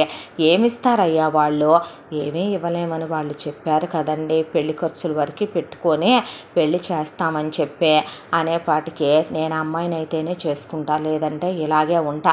బిడ్డల ఆశలు కోరికలు తీర్చలేడు నువ్వు కూడా తండ్రి వేరట్టవా? అసలు ఎందుకు కన్నావు నువ్వు పిల్లాడిని? ఎవరినో ఇచ్చి చేస్తే మన 4 కోళ్ళ మధ్య దాంతో కాపురం చేస్తాడా? రేపొద్దు నువ్వే చెయ్యేస్తావా ఇంటి మీద కూడా బలవంతంగా? ఏం మాటలే అవి? అవును మరి బయట నువ్వు నీ ఇష్టం వచ్చినట్టు మాట్లాడి కట్నాలు తీసుకుంటే లోపలికి వెళ్ళిన తర్వాత వాడు చెయ్యలేదనుకో, అది పిల్ల జల్లా కలగట్లేదని రోడ్డెక్కి కూర్చుంటే తూచి అనేది నిన్నే అన్న తర్వాత అంతేకాదు నాన్నని రోడ్డెక్కించొచ్చు, నాన్న పరువు తీయొచ్చు కదా మమ్మీ అందే ఆకాంక్ష. దీనికి చదువు తప్ప అన్నీ ఎంత బాగా నేర్పావే అనకూడదు కానీ శకుంతల. సరేలే అన్న తర్వాత ఇప్పుడు ఏమంటారే, ఆ అమ్మాయి అయితేనే ఇంటి కోళ్ళు అంటాం, తనైతేనే నేను చేసుకుంటానంటాను. ఈ 3 కాకులు కావు కావు అన్నాక పంతులు, నేను 4వ కాకిగా కావనక తప్పేదేముందే, కానిచ్చేవయ్యా అన్నాడు శ్రీనివాసరావు. మరి నా ఎంగేజ్మెంటు నీ బతుకు కదొకటే తక్కువ నాన్న ఇప్పుడు అన్నాడు శ్రీనివాసరావు. వాళ్ళే చూసుకొని చేస్తారులే బాబు, వాళ్ళ ఎంగేజ్మెంటు పెళ్ళి తక్కువలో అయినా ఆయనే చూసుకుంటామన్నారు. శకుంతల భారాలు బరువులు ఏం మోపొద్దు పంతులు గారు, అది పద్ధతి కూడా కాదు. అయ్యో వీళ్ళ నాంది మీకు తెలీదా? వెనకమాల పెద్ద కోటలు ఉన్నాయండి వీళ్ళకి, దర్బారు వీళ్ళదే. అందులో నుంచే జస్ట్ అట్లా పల్లకీల మీద ఏనుగుల మీద కోడల కోసం మేనాలు సంబారాలు అట్లా మావటీలు ఏనుగులతో సహా నగలవి పంపిస్తుంది ఈవిడ. మీకు తెలుసా? మీకు తెలుసా పంతులు గారు, మా ఆయన మైసూర్ మహారాజు గారికి వేలు విడిచిన చుట్టం అండి. ఆ రోజుల్లో వీళ్ళ అమ్మా నాన్నలు ఈయనకి పెద్ద పెద్ద రాజకోటలు ఇచ్చి తెలియని నిధులున్నాయి మా దగ్గర, ఆ నిధుల్లో నుంచి తవ్వకాలు చేసి పంపిస్తామండి అని చెప్పేపాటికి పక్కా నవ్వుకుంటూ పెళ్ళిళ్ళ పేరయ్య వెళ్ళి వాళ్ళకి విషయం చెప్పాడు. చెప్తే మామగారికి ఇష్టం లేదంటే ఆయనేమీ సీరియస్గా తీసుకోక్కర్లేదమ్మా, ఆయనేమీ చెడ్డోడు కాదు, ఏదో 4 రూపాయలు ఉంటే గనక ఇల్లు కొనుక్కోవచ్చు అనుకునే మధ్యతరగతి మానవుడు. అబ్బాయి నిన్ను తప్ప చేసుకోనని ఆవిడ నువ్వే కోడలుగా కావాలని పంతం పట్టు కూర్చొని ఆయన నొప్పిచ్చేశారు. ఆ చిన్నపిల్ల కూడా నువ్వే వదినగా కావాలనేసిందే. అన్నాక సింపుల్గా వాళ్ళే ఎంగేజ్మెంటు, ఆ తర్వాత పెళ్ళి జరిపించారు. అయితే ఎంగేజ్మెంట్లో శకుంతల తనకి పెట్టిన నెక్లెస్ కోడలికి పెట్టేసిందే. ఇక పెళ్ళిలో ఆవిడకున్న 4 గాజులు చెడగొట్టి పిల్లకి తాళి గొలుసు నల్లబూసలు ప్రధాన పొంగరం పెట్టి ఆవిడకి ఏనాడో పెళ్ళప్పుడు పెట్టిన హారం ఒకటి ఉంటే అది కోడలికి పెట్టేసిందే. రేపు నా కూతురు సంగతి ఏంటని ఆ క్షణం పాపం అందరమ్మలైతే ఉన్న దాంట్లో ముక్కు పొడకు కూడా కూతురికే దోచిపెట్టాలనుకునే వాళ్ళే ఎక్కువ మంది ఉన్న ఈ ప్రపంచంలో ఆవిడ కోడల గురించే ఆలోచించిందే. అమ్మాయికి ఆవిడే ఒక 10 డ్రెస్సులు, దానికి తోడు ఒక 10 చీరలు, పట్టు చీర, తలంబ్రాల చీర, దానికి తోడు ఇక తీసుకోవాల్సిన గంతలో ఒక 5 చీరలని, పిల్లకి వ్రతానికి పెట్టాల్సిన బట్టలు అవి ఇవి అని, మనుగుడుపులకి తీసుకోవాల్సినవి అని తీసుకుందే. పుట్టింటి వాళ్ళు కూడా కాస్త బాగానే పెట్టారు ఉన్నంతలో పిల్లకి. అయిపోయిన తర్వాత అటు 3 నిదర్లు ఇటు 3 నిదర్లు అయిపోయినాయి. ఇక పిల్ల గృహప్రవేశం చేసి ఇంటికి వచ్చిందే. వచ్చిన తర్వాత భరణి ఉద్యోగానికి వెళ్ళటం మొదలుపెట్టాడు. అత్తగారు అసలు ఆ అమ్మాయిని ఏ పని చేయనివ్వదు. నిజం చెప్పాలంటే గనక ఏదో కొత్త కోడలివనో నటించటమో నాకు చేత కాదమ్మా, నేను నాకే ఇంకో కూతురుంటే ఎలా చూసుకుంటానో నిన్ను ఇంకో బిడ్డనే అనుకుంటాను. ఎసట్లో వేసేటటువంటి ఒక గ్లాసుడు బియ్యం, చారెడు పప్పు, కోసే కూరగాయల్లో 4, దానికోసం కోడల్ని పని మనిషిని చేసి బాధ పెట్టాల్సినంత అవసరం లేదనుకుంటాను నేను. నాకు వంట చేయటం ఓ సరదా. వంట పని నేను ఇప్పుడు కాదు, నేను బతికున్నంతకాలం, నీ పిల్లలు నీ అంత అయిందాకా దేవుడు నాకు ఆయుష్ ఇచ్చినా నేనే చేస్తాను. నీకేం కావాలన్నా నిర్మోహమాటంగా అత్తమ్మ ఇది కావాలని అడుగు, 5 నిమిషాల్లో చేస్తానని కోడలికి పళ్ళరసం అవని ఇవని ఇస్తూ ఆవిడ పూజ చేసిన తర్వాత ఈ వయసుకి నీకు ఈ పూజలు ఇవన్నీ ఎందుకని కోడలికి బొట్టు పెట్టి నువ్వు సరదాగా వాడితో ఉండి చాలే అనేసి ఊరుకునేది ఆవిడ. ఇంట్లో పనమ్మాయి ఉందే, ఇల్లు ఉడ్చి తడిగుడ్డ పెట్టి శుభ్రంగా బాత్రూములు అవి కడిగేసి వెళ్ళిపోద్ది పనమ్మాయి. వంట పని ఎంతమంది చేసేంత ఉండదు, సాయం చేస్తానన్న అత్తగారు ఊరుకోదు, ఆవిడే చేసుకుంటుంది. బట్టలకి మిషన్ ఉంది, ఆ మిషన్లో బట్టలు కూడా పనమ్మాయి ఆరేసి గంజులు పెట్టుద్ది. ఐరన్లు చేసేయి ఆడపడుచు జత ఆడపడుచు చేసుకుంటుంది, మామగారు చేసుకుంటాడు, మొగుడు అత్తగారు చేసి అక్కడ పెట్టేస్తుంది. అసలు ఆ అమ్మాయిని నువ్వాలా అనేంత కుసంస్కారవంతురాళ్ళు ఆ ఇంట్లో ఎవరూ కాదు. కోడలు కనిపించినప్పుడు మాత్రం శ్రీనివాసరావు ఇంకొక అమ్మాయిని చేసుకొని ఉంటే మా వాడికి 25 లక్షలు ఇచ్చేవాళ్ళు, ఎలా లేదన్నా ఇల్లు కొనుక్కునేవాడు, మళ్ళీ మొదలకే వచ్చింది సమస్య అనేవాడే తప్ప ఆ అమ్మాయిని ఆయన ఏదో హింసలు పెట్టడం, మాట్లాడకూడని బ్యాడ్ వర్డ్స్ మాట్లాడటం, అబ్యూజ్ లాంగ్వేజ్ యూజ్ చేయటం, ఆ అమ్మాయిని కించపరిచేలా మాట్లాడటం. అత్తగారు అయ్యుండే ఆవిడ కూడా కొడుకేదో 4 రోజుల పాటు మోజు తీర్చుకోవటానికి కోడల్ని చేసుకొచ్చాళ్లే అని ఇంట్లో పనమ్మాయిని మానిపించి చాకిరీలు చేయించడం, ఆడపడుచు ఆ అమ్మాయిని నాకు అంత ఆడపడుచు కట్నాలు ఇవ్వలేదు, ఎంత ఇవ్వలేదని దెప్పి పొడవటాలు, రూపాయి కూడా ఆడపడుచు కట్నం ఇవ్వలేదు, పిల్లకు జత బట్టలు పెట్టేసి ఊరుకున్నారు. అదే మహాప్రసాదం అనుకొని తీసుకున్నారు తప్ప ఒక్కరోజు కూడా అమ్మాయిని దెప్పలా. ఇంకా ఆ జడైవా వదిన, ఈ జడైవా వదిన, చున్నీ ఇలా పెట్టవా, నెయిల్ పాలిష్ అయ్యవా వదిన, మెహందీ పెట్టవా వదిన, ఈ అడుగుతే తప్ప ఒక 20 రూపాయలు పాకెట్ మనీ ఇవ్వవా వదిన అనే గదుల్లోకి వెళ్ళిపోయి దూరిపోయి కూడా వెకిలిగా బిహేవ్ చేస్తే శ్రీనివాసరావు ఊరుకోడు, శకుంతల ఊరుకోదు, ఆ పిల్ల అలా చేయదు. అంతా దాంట్లో ఇక భరణి గురించి చెప్పాలంటే భార్యని ఎంతో అపురూపంగా చూసుకుంటాడు. ఎంతైనా లవ్ ఎట్ ఫస్ట్ సైట్ అని ఫోటో చూసే ప్రేమించేసిన భర్త ఏమో దాంతో అత్తమామలతో చాలా అభిమానంగా ఉంటాడు. మరదల్ని సొంత చెల్లెల్లా ఆప్యాయంగా పలకరిస్తాడు. ఆ అమ్మాయిని తీసుకునే 2 వారాలకోసారి వారానికోసారి వెళ్ళేటప్పుడు ఏదో ఒకటి చేసేస్తుంది శకుంతల. తీసుకెళ్ళి అక్కడిచ్చే ఒక పూటంతా అక్కడ ఉండి సాయంత్రం ఆవిడేదో ఒకటి ఇస్తుంది. దీప వాళ్ళమ్మ తీసుకొని ఇక్కడికి వస్తారు. అసలు ఒక వాదనలు గొడవలు ఏవీ లేవు. ప్రశాంతంగా ఉన్న సంసారం పెళ్ళై కొన్ని నెలల పాటు గడిచిపోయింది. ఒక రోజున భరణి చాలా ఉక్రోషంతో కోపంతో ఊగిపోతూ ఇంటికి వచ్చి ఒక కప్పు కాఫీ ఇవ్వు, తల పగిలిపోతోంది దీప అంటే అత్తగారేమో గుడికి వెళ్ళుంది. మామగారు వెంట ఆడపడుచు మామగారు లైబ్రరీకి వెళ్ళున్నారు. కాఫీలోకి పంచదార లేదు. చూస్తే పంచదార నిండుకుంది. భరణి వెళ్ళి ప్యాకెట్ తేవా పెట్టిస్తానంటే ఏమి సంసారాలు ఇవి, మధ్యతరగతి బతుకులు. నెలాఖరికి వచ్చేపాటికి ఏ సరుకులు ఉన్నాయా ఏయిలేవా అని చూసుకోవటమే సరిపోతుంది. వెధవ బతుకు నన్ను చంపేవే, పోనీ పేడా పొద్దే వెధవ జీవితానికి అంటే ఆ అమ్మాయి మొగుడు మొహం వైపు చూస్తే మొహం ఎర్రగా అయిపోయి కళ్ళల్లో కన్నీటి జీర. ఆ అమ్మాయికి ఏదో బాధ అనిపించి కాఫీలో పంచదార కోసమే మొగుడిని చంపేంత కిరాతకురాలిని కాదులే కానీ ఏం జరిగింది స్వామి అని అడిగేసరికి ఆ అమ్మాయిని తీసుకొని బెడ్రూమ్లోకి వెళ్ళి ఒళ్ళో పడుకుంటే తల నిమురుతూ పడుకోబెట్టుకుందే. ఏముంది, కడుపు చించుకుంటే కాళ్ళ మీద పడుద్దనే, ప్రమోషన్ వస్తుందిలే అని ఎంతో ఆశతో ఉన్నాన్రా. మేనేజర్ గాడికి తెలిసినోడంట, వాడు ఏ వర్క్ చేయడు అసలు, నాతో పాటు కొలీగో. అలాంటిది ప్రమోషన్ లిస్టులో నుంచి నన్ను తొలగించి వాడికి ప్రమోషన్ ఇప్పించుకున్నాడు వాడు. దాంతో ఈ రోజున వాళ్ళు పార్టీలు చేసుకుంటున్నారు. ఎంత ఏడుపు వచ్చిందో తెలుసా. ప్రమోషన్ వస్తే శాలరీ పెరుగుద్దిలే, హైక్ వచ్చుద్దిలే, చెల్లి ఎంసెట్కి ప్రిపేర్ అవుతుంది కదా, ఎంతో కొంత తక్కువైనా కట్టి దాన్ని కాలేజీలో వేద్దాంలే అనుకున్నాను. పైకి ఎవరికి చెప్పుకోలేకపోతున్నాను. కానీ దీప గుండెల్లో ఎంత బాధగా ఉందో తెలుసా. నేను నిన్ను ఫోటోలో చూసే ప్రేమించేశానే, చాలా ఇష్టపడ్డాను, తప్పుగా అనుకోకు, ఇందాక అరిశాను కదా అని ఏదో బాధలో అనేశానంతే. నీ మీద నాకేదో కోపం ఉండి కాదో. ఒక విషయం చెప్పమంటావా, మధ్యతరగతి మానవుడిగా సంసారాన్ని ఎలా నెట్టుకురావాలో నాకు అర్థం కాదు. నాన్న వచ్చే అమ్మాయి దగ్గర కట్నాలు కానుకలు తేవాలని అడుగుతాడే కానీ తను బాధ్యత ఎందుకు తెలుసుకోడు అనేది నా బాధ. గవర్నమెంట్ కూడా 60 ఏళ్ల వయసుకు రిటైర్మెంట్ ప్రకటిస్తే ఈయన మాత్రం 50 కూడా రాకుండానే రిటైర్మెంట్లు తీసుకొని కూర్చున్నాడు. కష్టపడ్డాడు మా కోసం, పడలేదని చెప్పట్లేదు. కూర్చొని చేసుకుని ఏదో ఉద్యోగం చూసుకుంటే వేడినీళ్ళకు చన్నీళ్లు తోడనే కొంతవరకైనా నా బాధను తీర్చినవాడు అవుతాడు కదా. అలాంటిది పూర్తిగా రిలాక్స్ అయిపోయాడు. ఇక అమ్మ విషయం అంటావా, అమ్మకి కాయకాలు మాయకాలు కల్మషాలు తెలిసిన మనిషి కాదు. తీసుకొచ్చి పెడితే అన్నీ వండి ఉడకేసి అక్కడ పెట్టడం తప్ప అప్పుడు ఆయన చూసుకున్నాడు, తర్వాత కొడుకు చూసుకుంటాడు అనుకుంటదే. పిచ్చిదే ఆకాంక్ష, అన్నయ్య ఉన్నాడుగా అనుకుంటదే అన్నిటికీ. ఇప్పుడు చూస్తే బాధ్యతలు ఎన్నున్నాయో తెలుసా. బయట ప్రపంచానికి చెప్పుకోలేకపోతున్నాను. అందరూ హనీమూన్కి వెళ్ళలేదేంటి అని అడిగితే నేను నా భార్య అలా హనీమూన్లకని వాటికని వీటికని తిరిగేయాలనుకోము.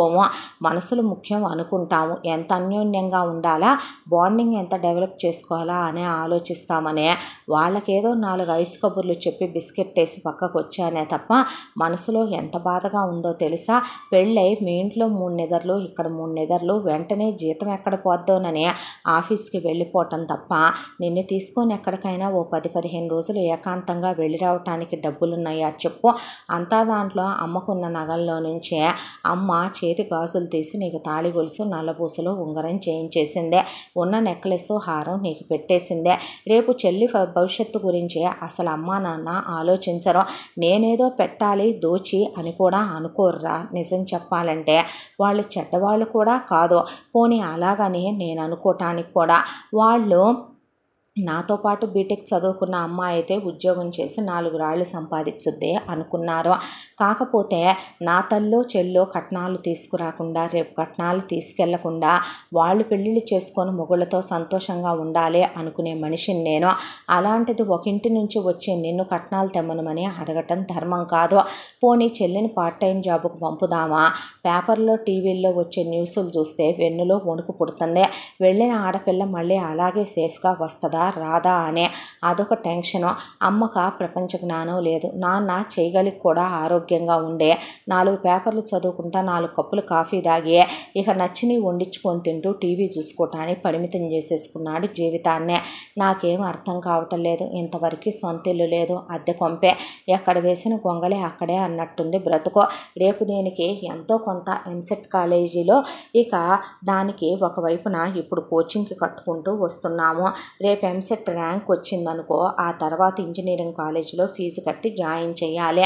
ఆ తర్వాత దానికి పెళ్లి ఖర్చుల గురించి మనకి టెన్షన్ లేకపోయినా ఉద్యోగానికి వెళ్ళేస్తే 3 ఏళ్ళో 4 ఏళ్ళో ఆడపిల్లని జాగ్రత్తగా ఉద్యోగం చేయించి ఆ 4 రూపాయలు దాసి కాస్త బంగారం పెళ్లి ఖర్చులు పెట్టి కట్నం తీసుకొని ఒక అయ్యను చూసి వాడికి ఇచ్చి పెళ్లి చేసి పంపించాలి. మనకంటూ ఒక ఇల్లు కొనుక్కోవాలి. అమ్మా నాన్న రిటైర్మెంట్ లైఫ్ల గురించి ఆలోచించాలి. అనారోగ్యాలు వస్తే సంగతి ఏంటో మళ్ళీ మన పిల్లల ఫ్యూచర్కి ప్లాన్ చేసుకోవాలి. మన రిటైర్మెంట్ ప్లాన్ చేసుకోవాలి. కారు కొనుక్కోవాలి. నీకే బంగారము లేదు. చెల్లి పెళ్ళికి ఏదో ఒకటి గిఫ్ట్ ఇవ్వాలి. ఒకటి కాదు అన్నీ సమస్యలే అనిపించేస్తున్నాయి. ఏంటో ఉండే బరువెక్కిపోతుంది ఆలోచించే కొద్దీ. ఒకవైపున మీ ఇంట్లో పరిస్థితులు చూస్తేనేమో మామయ్య గారిది ప్రైవేట్ ఉద్యోగం, ఆయనకి అంతంత మాత్రం ఆరోగ్యం. మీ చెల్లెల్ని కాస్త అమెరికా వాళ్ళు చేసుకుంటానన్నారనే ఆయన కాస్త ఊపిరి తీసుకుంటూ బ్రతుకుతున్నాడు. అందుకోసమే ఇంజనీరింగ్ చదివిస్తున్నారు నీ చెల్లెల్ని. అత్తయ్య మిషన్ కుడుతున్నప్పుడల్లా చూస్తే కడుపు తరుక్కుపోద్ది నాకు. ఆవిడికి కాళ్ళ నొప్పులు రావా ఈ వయసులో కూడా? ఏంటా ఆ తప్పని చాకిరి అనిపించేస్తుంది. ఏంటో మనబోటి వాళ్ళ బ్రతుకులో ఎవరొచ్చి గట్టెక్కించాలో ఈ జీవితాలు అని వెళ్ళి 1 కేజీ షుగర్ ప్యాకెట్ తీసుకొచ్చి దీప చేతిలో పెడితే ఆ టయానికి శకుంతల శ్రీనివాసరావు ఆకాంక్ష కూడా వస్తే ఇక శకుంతల ఆ పంచదార తీసుకొని శ్రీనివాసరావుకి టీ పెట్టించి భరణికి దీపకి కాస్త కాఫీ కలిపించి ఆకాంక్షకి కాసిన పాలు కలిపి ఆవిడ కూడా కాఫీ కలుపుకొని కూర్చున్న తర్వాత ఆ రోజు అలా గడిచిపోయింది. దీప ఆలోచనలో పడింది. నిజమే కదా, భరణిని దేవుడితోనే పోల్చాలేమో. చాలా మంచోడు. మామగారు అన్న మాటలో ఎంతైనా వాస్తవం లేకపోలేదు. ఇంకొక ఇంటి నుంచి వచ్చిన ఆడపిల్లయితే వాళ్ళు కట్నాలు కానుకలు లేకుండా చేసుకోవాల్సిన అవసరం ఉండేది కాదు. మొగుడు నిజంగానే చదువుకున్నాడు, మంచి ఉద్యోగమే. ఏ ఆడపిల్లకి అత్తామామలతో ఉండక తప్పుద్దే. ఆడపడుచు చాలా మంచిదే. ఇలాంటింటికి కోడలుగా రావాలంటే పెట్టి పుట్టి ఉండాలి అనుకునేంత మంచోళ్ళు. ఇక ఇంకో విషయాన్ని పోలిస్తే అత్తగారు మాట వరుసకైనా తన పని చేయమందో ఎంత మాట అందో. మామగారు ఏదో మనసు బాధపడ్డప్పుడు చిన్నగా 2 గొనుగుళ్ళు కొనుక్కుంటాడే తప్ప తన్నెప్పుడు కడుపులో కక్షతో మాత్రం తిట్టడు. మొగుడు ప్రాణం ఒక ఎత్తుగా చూసుకునే దేవుళ్ళంటోడు. ఆడపడుచు తోబుట్టువు లాంటిదే. అమ్మ నాన్నల పరిస్థితి ఆలోచిస్తే అమ్మ నాన్న గురించి ఆలోచించాలంటే నాన్నదో ప్రైవేట్ ఉద్యోగం.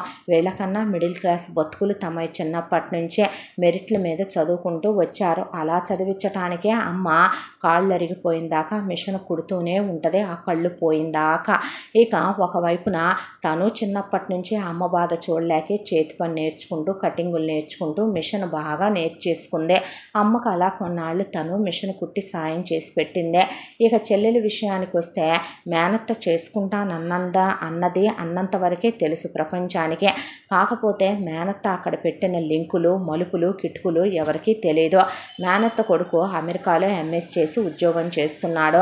చెల్లెలు అందంగా ఉంటుంది, పైగా మేనగోడలో చెప్పు చేతల్లో ఉంటుంది, ఇక నోరెత్తకుండా ఉంటుంది. పైగా ఎటు కట్నం తీసుకోవట్లేదని మేనత్త మొగుడు తెప్పుతూనే ఉంటాడు. అలా కట్నం తీసుకోకుండా ఉన్నందుకు వాళ్ళు పెట్టినటువంటి మెలికేంటంటే చెల్లెలు కంపల్సరీగా ఇంజనీరింగ్ చదువుకోవాలి, అందులో కూడా కంప్యూటర్ ఇంజనీరింగే చదువుకోవాలి. ఇక్కడ చదువుకొని వెళ్ళిన తర్వాత అక్కడ ఎటు ఎంఎస్ చేస్తుంది కాబట్టి ఎంఎస్ చేసిన తర్వాత దానికి లక్షల్లో జీతాలు వస్తాయి కాబట్టి వాళ్ళు అలా ప్లాన్ చేసుకున్నారు. చెల్లెలి జీవితం అన్నా బాగుంటుందని తను డిగ్రీతో ఆపేసుకొని చెల్లెల్నే బీటెక్ చదివించమని చెప్పింది దీప అమ్మ నాన్నలతో. చెల్లెలు అమూల్య అలా చదువుకుంటోంది బీటెక్. బయట వాళ్ళు అయిన తన భర్త వాళ్ళే కానీ కట్నం తీసుకోకుండా తన్ని పెళ్లి చేసుకుని ఇంటి కోడలుగా తెచ్చుకొని బయట ఆవిడైన అత్తగారే అంత ప్రేమగా చూసుకుంటూ ఆడపడుచు అంత అపేక్షగా ఉంటూ భర్త అంత గుండెల్లో పెట్టుకొని చూసుకుంటాడు. కానీ సొంత మేనత్త అయ్యుండి మేనత్తే అన్ని రకాలైనటువంటి కోరికల్ని కోరేసింది నాన్న దగ్గర. ఆయన స్తోమతకి చెల్లెల్ని బీటెక్ చదివించటం కష్టమని తెలిసి కూడా చదివి తీరాల్సిందే, మరి కట్నాలు ఇవ్వము అని ఇది అంటే ఎలాగన్నయ్యా అనేసి వెళ్ళిపోయింది.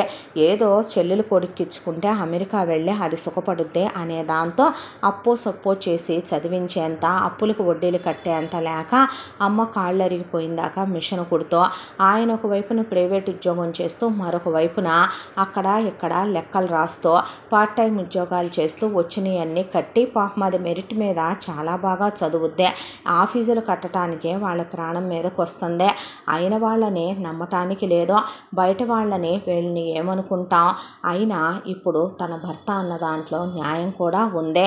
నిజానికి ఇప్పుడు ఈ ఇంటి సమస్యలు ఎలా తీరాలి అది కదా తను ఆలోచించాలి. తను వచ్చిందంటే ఇప్పుడు ఒక కోడలుగా ఇది తనిల్లు కూడా కదా, ఆయన తన భర్త కదా, మరి ఆయన బాధలో సగభాగం తను కూడా పంచుకోవాలి కదా. ఏం చేయాలి అని ఆలోచిస్తూ తెల్లాడేసరికి ఆ అమ్మాయి పేపర్లో కొన్ని యాడ్లు చూసి జాబ్కి అప్లై చేసింది. అయితే ఒక చోట జాబ్ వచ్చింది. ఆ అమ్మాయి చదివిన డిగ్రీకి నెలకి 20,000 ఇస్తామన్నారు. ఛార్జీలకి వాటికి వీటికి పోను ఒక 15,000 రూపాయలు మిగులుతాయి. ఆ విషయం భర్తకి చెప్తే వద్దురా అనేశాడు. ఏమైంది అంది దీప. వద్దు, అది నువ్వు వెళ్ళే ప్లేసు ఏరియా మంచిది కాదు. చెల్లెల్నే వెళ్ళొద్దు అన్నవాడిని భార్యని ఎలా పంపిస్తాననుకుంటున్నావు? ఏదైనా జరగడానికి జరిగిందనుకో తీసుకునేంత శక్తి నా గుండెకి లేదో. పర్వాలేదు, కష్టమో నిష్ఠూరమో ఒక 4-5 ఏళ్ళు పట్టేది ఇంకో 15 ఏళ్ళు 20 ఏళ్ళు ఎక్కువ పట్టుద్దే. అంతేకాని ప్రేమించేశానే, ప్రాణం కన్నా ఎక్కువగా నిన్ను, నీ ఫోటో చూసే ఇష్టపడ్డానురా. అలాంటిదే నేను నీకేమైనా అయితే తట్టుకోగలను అనుకుంటున్నావా? ప్లీజ్ నువ్వు ఇప్పుడు ఆ ఉద్యోగాలకు వెళ్ళి అక్కడ వాళ్ళు నీకిచ్చే 20,000తో 5,000 నీ ఖర్చులకి తీసేసి పొద్దున్నుంచి సాయంత్రం దాకా నువ్వు అలిసిపోయి అక్కడ అడ్డమైన వెధవలతో మాటపడి అడ్డమైన వాళ్ళు నిన్ను వెకిలి చూపులు చూసి ఆ తెచ్చే 15,000తో ఈ సమస్యలేమీ తీరిపోయి నేనేమి గట్టెక్కేది ఉండదు. పైగా మనిద్దరి మధ్య డిస్టర్బెన్సులు రావచ్చేమో. అదే కాక టైమును నువ్వు మేనేజ్ చెయ్యలేవు. వద్దు, అలసిపోతావు అనేసి వర్షం వచ్చిన సమయం ఉంటుంది, పైగా ఎండ చలి సమయం ఉంటుంది. సిటీ బస్సుల్లో పడి వెళ్ళటం నీ వల్ల అయ్యే పని కాదు. నువ్వు చేయలేవు. నేను అన్నీ ఆలోచించే చెప్తున్నాను, తప్పుగా అనుకోకో అని చెప్పాడు భరణి. తన చెల్లెలు ఉద్యోగానికి వెళ్ళొద్దంటేనే మంచి చెడు ఆలోచించే భర్త తన గురించి ఆలోచించిన దాంట్లో తప్పుందని ఆ అమ్మాయి అనుకోలేదు. పైగా నిజమే కదా, తను తీసుకొచ్చి ఇచ్చే 15,000తో ఈ ఇంటి కష్టాలు ఎంతవరకు తీరతాయి? పొద్దున్నుంచి సాయంకాలం వరకు బయట రకరకాల మనుషులతో రకరకాల వ్యవహారాల్లో ఉండే వాళ్ళతో వెళ్ళి మెసలాలే. తన వల్ల కూడా అది కాదేమో అనిపించి కూర్చొని ఆలోచించుకోవడం మొదలు పెడితే తల్లి జ్ఞాపకం వచ్చిందే. అమ్మ అలా అనుకుంటే నెలకి బాగానే సంపాదిస్తుంది. అయితే అమ్మ బయటికి వెళ్తోందే, ఇంటి పని చేసుకుంటూ కూడా తమను చదివించుకుంటూ మిషన్ కుట్టే కదో అమ్మ సంపాదించేదే అనే దాంతో తన పాత మిషను ఎటు అమ్మని అడిగి తను తెచ్చుకుంటే ఇప్పుడు అమ్మకి ఇబ్బంది అయిపోద్ది కాబట్టి OLXలో వెతికితే ఒక మిషన్ ఉందని తెలిసి వెళ్ళి తన దగ్గర కాస్త డబ్బులుంటే ఆ మిషన్ కొని తీసుకొచ్చి ఆయిలింగ్లు అవి చేసి కొత్త థ్రెడ్ అది ఎక్కించి పెట్టుకున్న తర్వాత దేనికిది అని అడిగాడు భరణి. నేను టైలరింగ్ చేయబోతున్నాను, దేనికి మాత్రం వద్దని అనొద్దు ప్లీజ్ నన్ను అన్న తర్వాత నేను హెల్ప్ చేస్తాను వదిన అంటే ఇప్పుడు ఎందుకమ్మా కాళ్ళు కాళ్ళు నొప్పులు వస్తాయిరా అంది శకుంతల. అంటే పర్లేదంటే నీ బరువు భారాలు నాకు తెలుసు దీప, నాకేదో చేద్దామని ఇప్పుడు ఇవన్నీ తలకెత్తుకుంటున్నావా? నేను నీలో సగం కాదా? నేను వేణేళ్లకు చన్నీళ్లు తోడనే ఏదో కోట్లు వస్తాయని కాదులే అనేసి కుట్టడం మొదలుపెట్టింది. రంగీలా పెయింట్లు తీసుకొని ఒకవైపున ఆకాంక్ష కూర్చుని చిన్న చిన్న అట్టముక్కల మీద రాసి అంటిద్దాం వదిన అనే లోపే భరణి వెళ్ళి ఒక ఫ్లెక్స్ వేయించుకొని తీసుకొచ్చాడు. ఆ ఫ్లెక్స్ను కట్టారు. కట్టిన తర్వాత ఇళ్ల చుట్టుపక్కల వాళ్ళకి అక్కడక్కడ తెలియాలి కాబట్టి కాసిని పాంప్లెట్లు కొట్టించుకొచ్చి భరణి ఆ చుట్టుపక్కల ఉన్న వాళ్ళందరికీ అపార్ట్మెంటుల్లోకి న్యూస్ పేపర్ల కుర్రాళ్ళని పట్టుకొని పేపర్లో పెట్టి ఇమ్మనమని ఇప్పించడం మొదలుపెట్టాడు. అలా ముమ్మడిగా వచ్చి పడుతున్నాయని కాదులే కానీ పర్వాలేదు, రోజుకు కాస్త ఒక 5-6 జాకెట్లు ఫాల్స్ వేయమని ఒక 10 చీరల వరకు అలా వస్తున్నాయే. మెల్లగా పుడుతోంది. ఆ అంతా పని కూడా ఆ అమ్మాయికి ఎంతోసేపు పట్టేది కాదు. ఎంతైనా భర్త, భార్య గురించి ఎవరు చెప్పాలి? చూస్తే రాత్రి పడక గదిలో కాళ్ళు వాచిపోయి ఉండేవి దీపవే. కళ్ళల్లో నీళ్లు తిరిగినాయి. దాంతో రేపు బయటికి వెళ్దాం రమ్మనమని తీసుకెళ్ళి ఒక ఎలక్ట్రిక్ మెషిన్లో ఉండే షోరూమ్కి తీసుకెళ్ళాడు. నీకు నచ్చిన మంచి మిషన్ చూసి తీసుకో దీప అంటే ఇవి 40,000 50,000 ఉంటాయి భరణి అందే. పర్వాలేదులే, లోన్ పెట్టి కొనుక్కుందాం, తీసుకో. అదేదో నువ్వు బైకే కొనుక్కోవచ్చు కదా. ఇప్పుడు నా బైక్ ఏం కొంపలారిపోయినాయి పిచ్చిదానా? నాకు కన్వీనియంట్గానే ఉంది 2 బస్సులు మారెళ్ళటం, నాకు బస్ పాస్ కూడా ఉంది. నాకేం కొంపలారిపోలేదులే కానీ ముందు నువ్వు కొనుక్కో, కాళ్ళు వాచిపోతున్నాయి. నా కాళ్ళు వాచాయని చూసా. నేను నీ భర్తనే. నీ ఒంటి మీద పుట్టుమచ్చలే కాదు, నీ మనసులో ఆలోచనలు కూడా నాకు తెలుస్తేలే కానీ కొనుక్కోమని ఆ అమ్మాయికి కొనిపెట్టి తీసుకొచ్చాడు. ఆ తర్వాత ఆడపడుచు ఇక ఆ అమ్మాయికి నాకు చేతైన సాయం చేసి పెట్టినా వదిన అని కాజాలు ఉక్సులు కుట్టి పెడితే అత్తగారు పై ఎత్తున వాళ్ళకి వీళ్ళకి చెప్తూ ఉండేది. గుళ్ళు గోపురాలకి వెళ్ళినప్పుడు మామగారు కూడా చెప్పొస్తూనే ఉండేవాడు. కానీ ఎంత కుట్టినా చాలా ఫాస్ట్గా కుట్టేసిద్ది దీప. దాంతో పొద్దున్నే మొగుడు ఆఫీస్కి వెళ్ళిపోగానే అలా మిషన్ మీద కూర్చుంటే మధ్యాహ్నానికి లేదా సాయంత్రం 3-4 దీపక పని అంతా అయిపోయేదే. అక్కడి నుంచి ఖాళీగానే ఉంటున్నానని ఆడపడుచు ఎటు కాలేజీ నుంచి వచ్చిన తర్వాత ఖాళీ ఏనని ఆ చుట్టుపక్కల పిల్లల్ని పేరెంట్స్ చాలా దూరం ట్యూషన్లకు తీసుకెళ్ళడం గమనించింది. టైలరింగ్ షాప్ దగ్గరికి వచ్చిన వాళ్ళు కూడా తన దగ్గరికి వచ్చి ఒకటే చెప్తున్నారు, పిల్లల్ని ట్యూషన్లో దింపాలి దీపమ్మ, కొద్దిగా తొందరగా కుట్టిచ్చేసే తల్లి, పోనీ నువ్వు కుట్టు, వాడిని ట్యూషన్ నుంచి తీసుకెళ్ళేటప్పుడు తీసుకెళ్తాను, ఎంత దూరం తగలడాలో ఈ వర్షంలో ఎలా వెళ్ళాలో ఏంటోనమ్మా అని వాళ్ళు 4-5 సార్లు అంటం విని ఎంతైనా తను డిగ్రీ చదువుకుందే, ఆడపడుచుది ఇంటర్ కూడా అయింది అనే దాంతో ట్యూషన్ పెట్టుకుందామా అని అడిగింది ఆకాంక్షనే.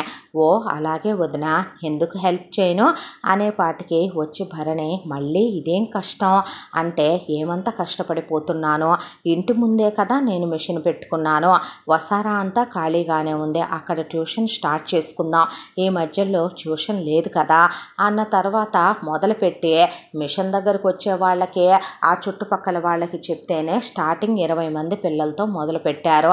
భరణి సాయం చేయని భర్త కాదు. వచ్చి ఆ ట్యూషన్ పిల్లలకి ట్యూషన్ చెప్తుంటే ఆకాంక్ష అలా చదవాలి ఇలా చదవాలంటే ఒక్కటేసి నువ్వు కూడా కూర్చొని ప్రిపేర్ అవ్వవే, ఎంసెట్కి ర్యాంక్ రాపోతే ఉతుకుతా, నా సంగతి బాగా ఎరగదని చెల్లెల్ని కూడా కూర్చోబెట్టి చదివిస్తూ ఉండేవాడు.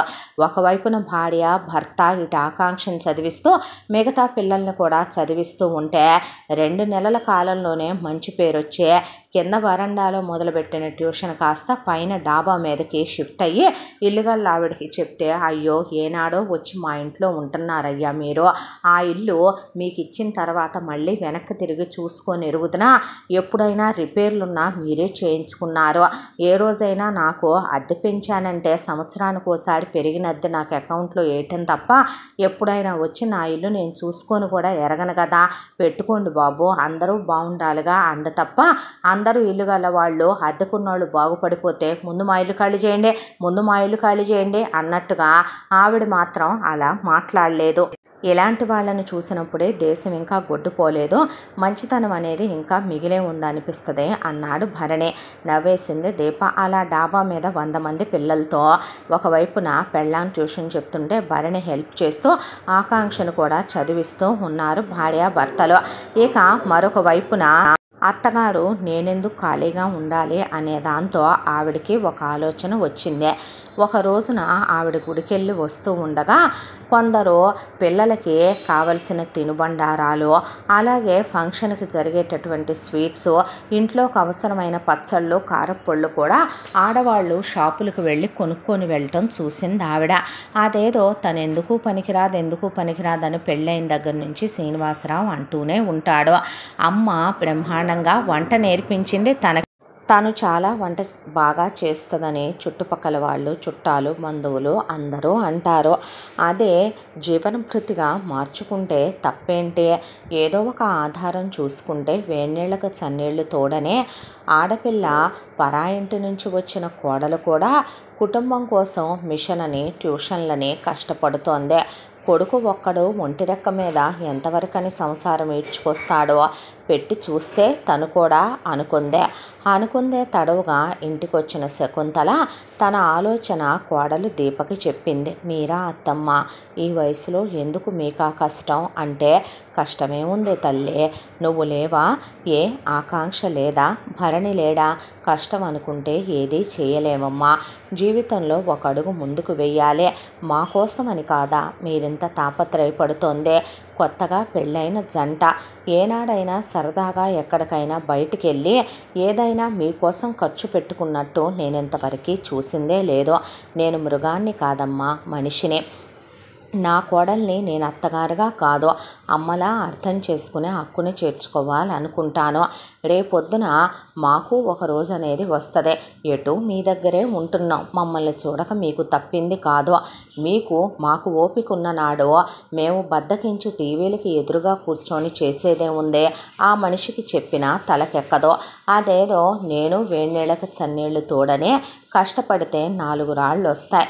రేపు మాకే మందో మాకో రోగమో రుష్టో వస్తే ఖర్చు పెట్టాలంటే మీ దగ్గర మాత్రం ఎక్కడి నుంచి వస్తాయమ్మా? ఇంతవరకు సొంతిల్లు లేదు, పోతే అద్దె కొంప ముందు పడుకోబెడతారా చెప్పండి మమ్మల్ని? రేపు దీనికి పెళ్ళుంది, నువ్వు పిల్లల్ని కనాలి, మనకంటూ ఒక సొంతిల్లు కావాలి. మీరు కారు కొనుక్కోరా? అందరూ కారుల్లో తిరుగుతుంటే ఏం బంగారం పెట్టాను నేను నీ పెళ్ళికి? రేపు దీనికి ఏ ఖర్చు పడకుండానే అయిపోద్దాం మన మీద. పడవాలేదులేమ్మా, కష్టపడితే తప్పే ఉంది.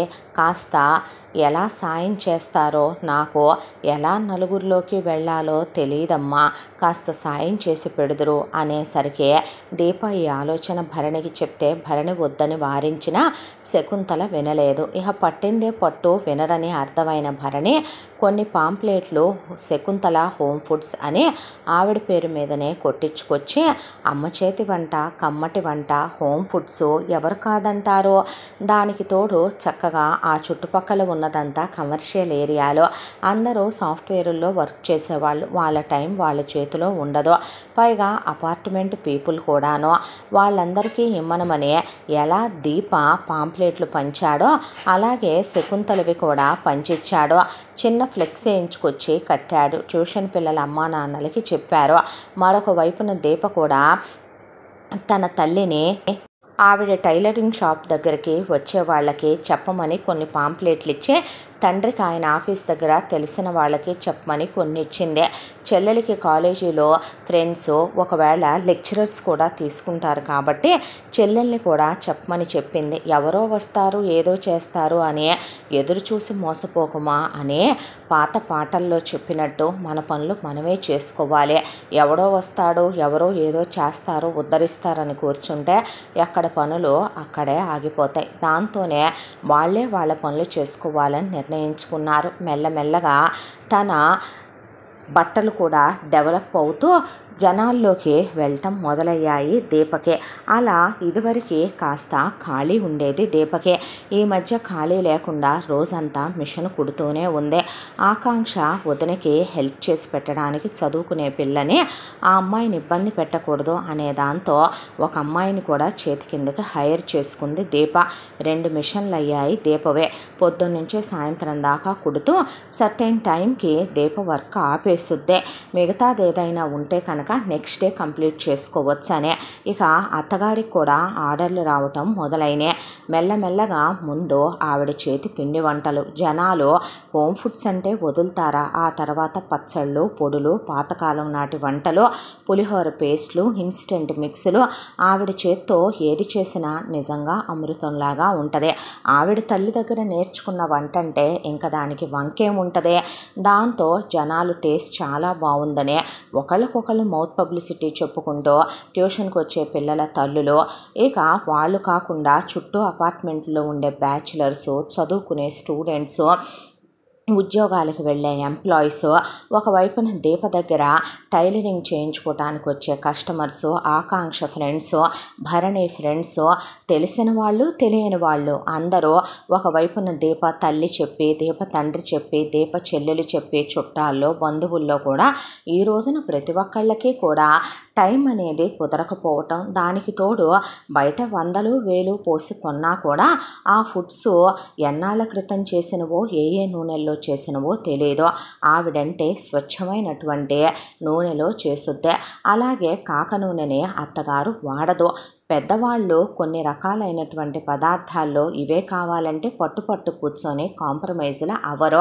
దాంతో ఆవిడ చేతి వంట జనానికి బాగా నచ్చే మెల్లమెల్లగా ఆ సిటీ మొత్తం కూడా ఆవిడ ఫుడ్ ప్యాకింగ్లు వెళ్ళటం మొదలైనాయి. భరణి తల్లికి భార్యకి ఏమాత్రం సాయం చేయకుండా ఉండడు.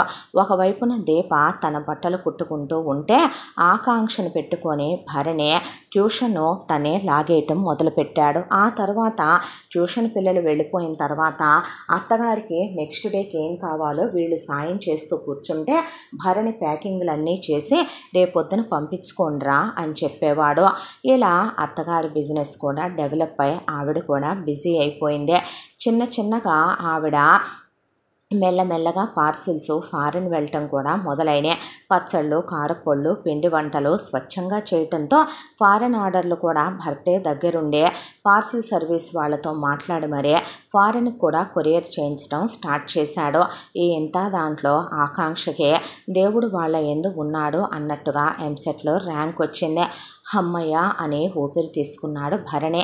ఒక రోజున దీప ఒళ్ళో పడుకొని భరణి అందరూ పడుకున్న తర్వాత అలా ఆరుబయటే మాట్లాడుతూ ఉంటే శ్రీనివాసరావుకి మెలకు వచ్చి మంచినీళ్ళు తాగుదామని తన చెంబులో నీళ్ళు అయిపోయాయని బయటకు వచ్చాడు ఆయన. వచ్చేసరికి కొడుకు కోళ్ళు మాట్లాడుకుంటున్నారు. ఏమిటా అని ఒక చెవి అటు వేశాడు ఆయన. చెల్లెలకి కాలేజీలో సీట్ వచ్చిందిరా, దాన్ని కాస్త మంచి కాలేజీలోనే వేద్దామండి అని దీప అంటుంటే అలాగే వేద్దాం, కాకపోతే ఎంత సీట్ వచ్చినా మన క్యాస్ట్కి రిజర్వేషన్లు స్కాలర్షిప్లు లేవు కాబట్టి సంవత్సరానికి 1,00,000 రూపాయల దాకా అవుతాయి దీప.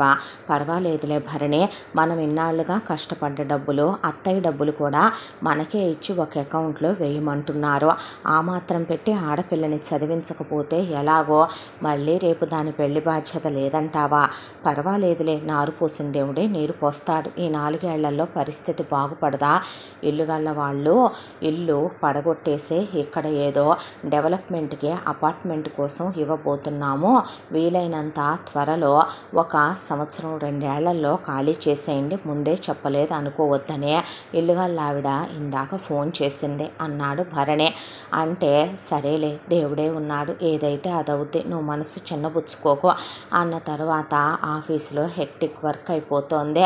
ఒకవైపున ఆడవాళ్ళుగా మిమ్మల్ని ఇబ్బంది పెట్టేస్తున్నాను, అదే మనకంటూ 1 రూపాయి ఉంటే ఈ బాధలు లేకపోను కదో. భలేవాడివే, నీకు నేనంతకు ముందు చెప్పాను, ఇప్పుడు చెప్తున్నాను. కష్టాలనేవి ఎవరికి కలకాలం చుట్టాల్లాగా అతుక్కొని ఏమీ ఉండిపోవో, అవి అలా వస్తూ ఉంటాయి, వెళుతూ ఉంటాయి. మనిషికి కష్టాలనేదే లేనిది సుఖాల విలువ కూడా తెలియదేమోలే, కానీ ఎంతకాలం ఉంటుంది? ముందైతే మాత్రం ఆకాంక్షను తీసుకెళ్ళి జాయిన్ చేసిరా కాలేజీలో, కాస్త నా మనసు కుదుట పడుద్దే అని చెప్పి ఒక స్కూటీ కొనివ్వాలి. తనకి అందే. ఎందుకు బస్సులో వెళ్ళిపోద్దులే, వద్దులే, రకరకాల గాలి వెధవలు ఉంటారు ఆ సిటీ బస్సుల్లో. ఇప్పటి వరకు నడిచెళ్ళేంత దూరంలో ఉన్న కాలేజ్ కాబట్టి భయం ఉండట్లేదు అని నేను కాస్త డబ్బులు దాచాను, డౌన్ పేమెంట్ కట్టేసి దాంతోనే దానికి ఒక స్కూటీ తీసుకుందాం, నెలకింతని ఈఎంఐ కట్టొచ్చు అని ఆలోచిస్తున్న ఆ అమ్మాయి ఉన్నతమైన వ్యక్తిత్వానికి మామగారు అచ్చెరు ముందే కోడలు తెలివైందనుకోవాలా, లేకపోతే దేవత లాంటిదనుకోవాలా, కొడుకు ఉన్నత వ్యక్తిత్వాన్ని ఏమని గౌరవించాలి అనే తన మీద తనకే సిగ్గేసిందా క్షణం ఆయనకి. దాంతో తమ ఇంట్లో ఎవరూ ఖాళీగా ఉండట్లేదు. కోడలు ఒకవైపున ఇప్పుడు 4 అమ్మాయిల్ని పెట్టి బట్టలు కుట్టిస్తోంది. ఒక్క క్షణం ఖాళీగా ఉండదు. కొడుకు ఆఫీసుకు వెళ్ళొచ్చి ట్యూషన్లు చెప్తాడు, కూతుర్ని చదివిస్తాడు. దాంతోపాటు ఇక అమ్మకి ప్యాకింగుల్లో వాటిల్లో హెల్ప్ చేస్తాడు. భార్యకి బయట నుంచి దారపుండల దగ్గర నుంచి సూదుల దాకా ఏది కావాలన్నా తెచ్చి పెడతాడు. ప్యాకింగ్ డబ్బాల దగ్గర నుంచి అన్నీ వాడే తెచ్చి కొరియర్ల దాకా చూసుకుంటాడు. ఒకప్పుడు ఎందుకు పనికిరావు నువ్వు అన్న శకుంతల కూడా ఈరోజు ఖాళీ లేనంత పని బిజీలో 2 చేతులా సంపాదిస్తోంది. అది కూడా ఇదివరకు శకుంతల ఒక్కటే చేసేది. శకుంతల చేతి కింద కూడా 4 అమ్మాయిలు వచ్చేసారు. వాళ్ళకి ఒక జీవనోపాధి కల్పిస్తున్నట్టు ప్యాకింగ్ దగ్గర ఒకళ్ళు ఉంటే ఇక శకుంతల చేతి కింద ఒక 3 ఉండి మరీ పనిచేస్తున్నారు. అంటే వ్యాపారం అంత డెవలప్ అయిందనే. కూతురు కూడా ఇంజనీరింగ్ కాలేజీలో చేరి వెళ్ళటం మొదలుపెట్టింది. అది కూడా ఖాళీగా ఎందుకు ఉండాలి అని వచ్చిన దగ్గర నుంచే అన్నకు ట్యూషన్లో, వదినకి టైలరింగ్లో, అమ్మకి పిండి వంటల దగ్గర సాయం చేస్తుంది. ప్యాకింగుల దగ్గర పని పాట లేకుండా ఉన్నోడు తనే. తనకేమైనా రోగమా, రుష్ట, షుగరు, బీపీలు లాంటివి కూడా లేవు. తను ఆరోగ్యంగానే ఉన్నాడు. అసలు ఎందుకు రిటైర్మెంట్ తీసుకున్నాడో, మంచో చెడో ఈ పాటికి ఒక 70-80 వేల దాకా ఉద్యోగంలో పైకి వెళ్ళేవాడు. ముదరష్ట పనిచేశాననుకొని బాధపడే ఒక వారం రోజులు ఇదే ఆలోచనలతో ఉన్న ఆయన ఒక రోజున కోడల్ని నాకు 1,00,000 రూపాయలు డబ్బులు కావాలి అన్నాడు. ఆ అమ్మాయి అసలు మాట్లాడకుండా, ఎందుకు ఏమిటి అని కూడా అడగకుండా, తీసుకోండి మామగారు, మీరు మమ్మల్ని అడగటం ఏంటండి, ఇవి మీ డబ్బులు, మీరెవరిని అడగాలి అని చెప్పి ఆయన చేతికి అలా చెక్కు రాసి చేతిలో పెట్టేసిందే. ఆయన తర్వాత ఇంటికి తిరిగి వచ్చిన తర్వాత ఇక ఏదో బిజీగా ఉన్నాడు ఒక వారం. ఆ తర్వాత కొడుకు కోడల్ని పెళ్ళాం కూతుర్ని పిలిచి, నేను ఇక్కడ ఒక షాప్ పెట్టుకుంటున్నాను అంటే, ఏం షాపు నాన్న అన్నాడు భరణి. ఏం షాప్ ఏంట్రా, మన ఏరియా మొత్తానికి కూడా పాల ప్యాకెట్లు ఇక్కడెక్కడ దొరకవు. దాదాపు ఒక 10 కిలోమీటర్ల దాకా వెళ్ళి తెచ్చుకోవాల్సిందే. మన ఇంట్లోకే ఎన్ని పాలు పడుతున్నాయి లెక్క చూశాను. నేను తెలివైన వాడిని, నేను డిగ్రీ చదువుకున్నాను. 7th క్లాస్ ఫెయిల్ అయిన ఇది కూడా వ్యాపారాలు పెట్టి చేస్తుండగా లేనిదే డిగ్రీ చదువుకున్నోడిని నేను ఖాళీగా ఉంటే ఏం పద్ధతి? ఇంట్లో ఎవరూ ఖాళీగా ఉండట్లేదు. ఆ రోజు ఏదో తెలియక రిటైర్మెంట్ తీసుకోవాలి, రెస్ట్ తీసుకోవాలనుకున్న మాట నిజమే. సారీ అమ్మా, నన్ను క్షమించు. నీ గురించి చాలా తప్పుగా అనుకున్నాను. నేను 1,00,000 రూపాయలు అడిగితే నీ పెళ్ళాం నీతో చెప్పలా, మీ అమ్మతో చెప్పలా, మీ చెల్లెలతో చెప్పలా, కనీసం నన్ను ఎందుకు ఇవ్వాలి నీకు, ఎందుకు ఏంటి అని ఖర్చు అడగల, లెక్కలు అడగల. అంత మంచి పిల్లరా, నిజంగా నేనే తప్పుగా అనుకున్నాను. నిజంగా మీ కష్టార్జితాలతోనే మీరు సంసారాన్ని ఎక్క తీసుకొస్తున్నారని తెలిసిందే. సరదాగా చతురుగా ఉండే కోతి పిల్లలాగా ఉండే ఆకాంక్ష కూడా ఒక పద్ధతి వైనం నేర్చేసుకుందే.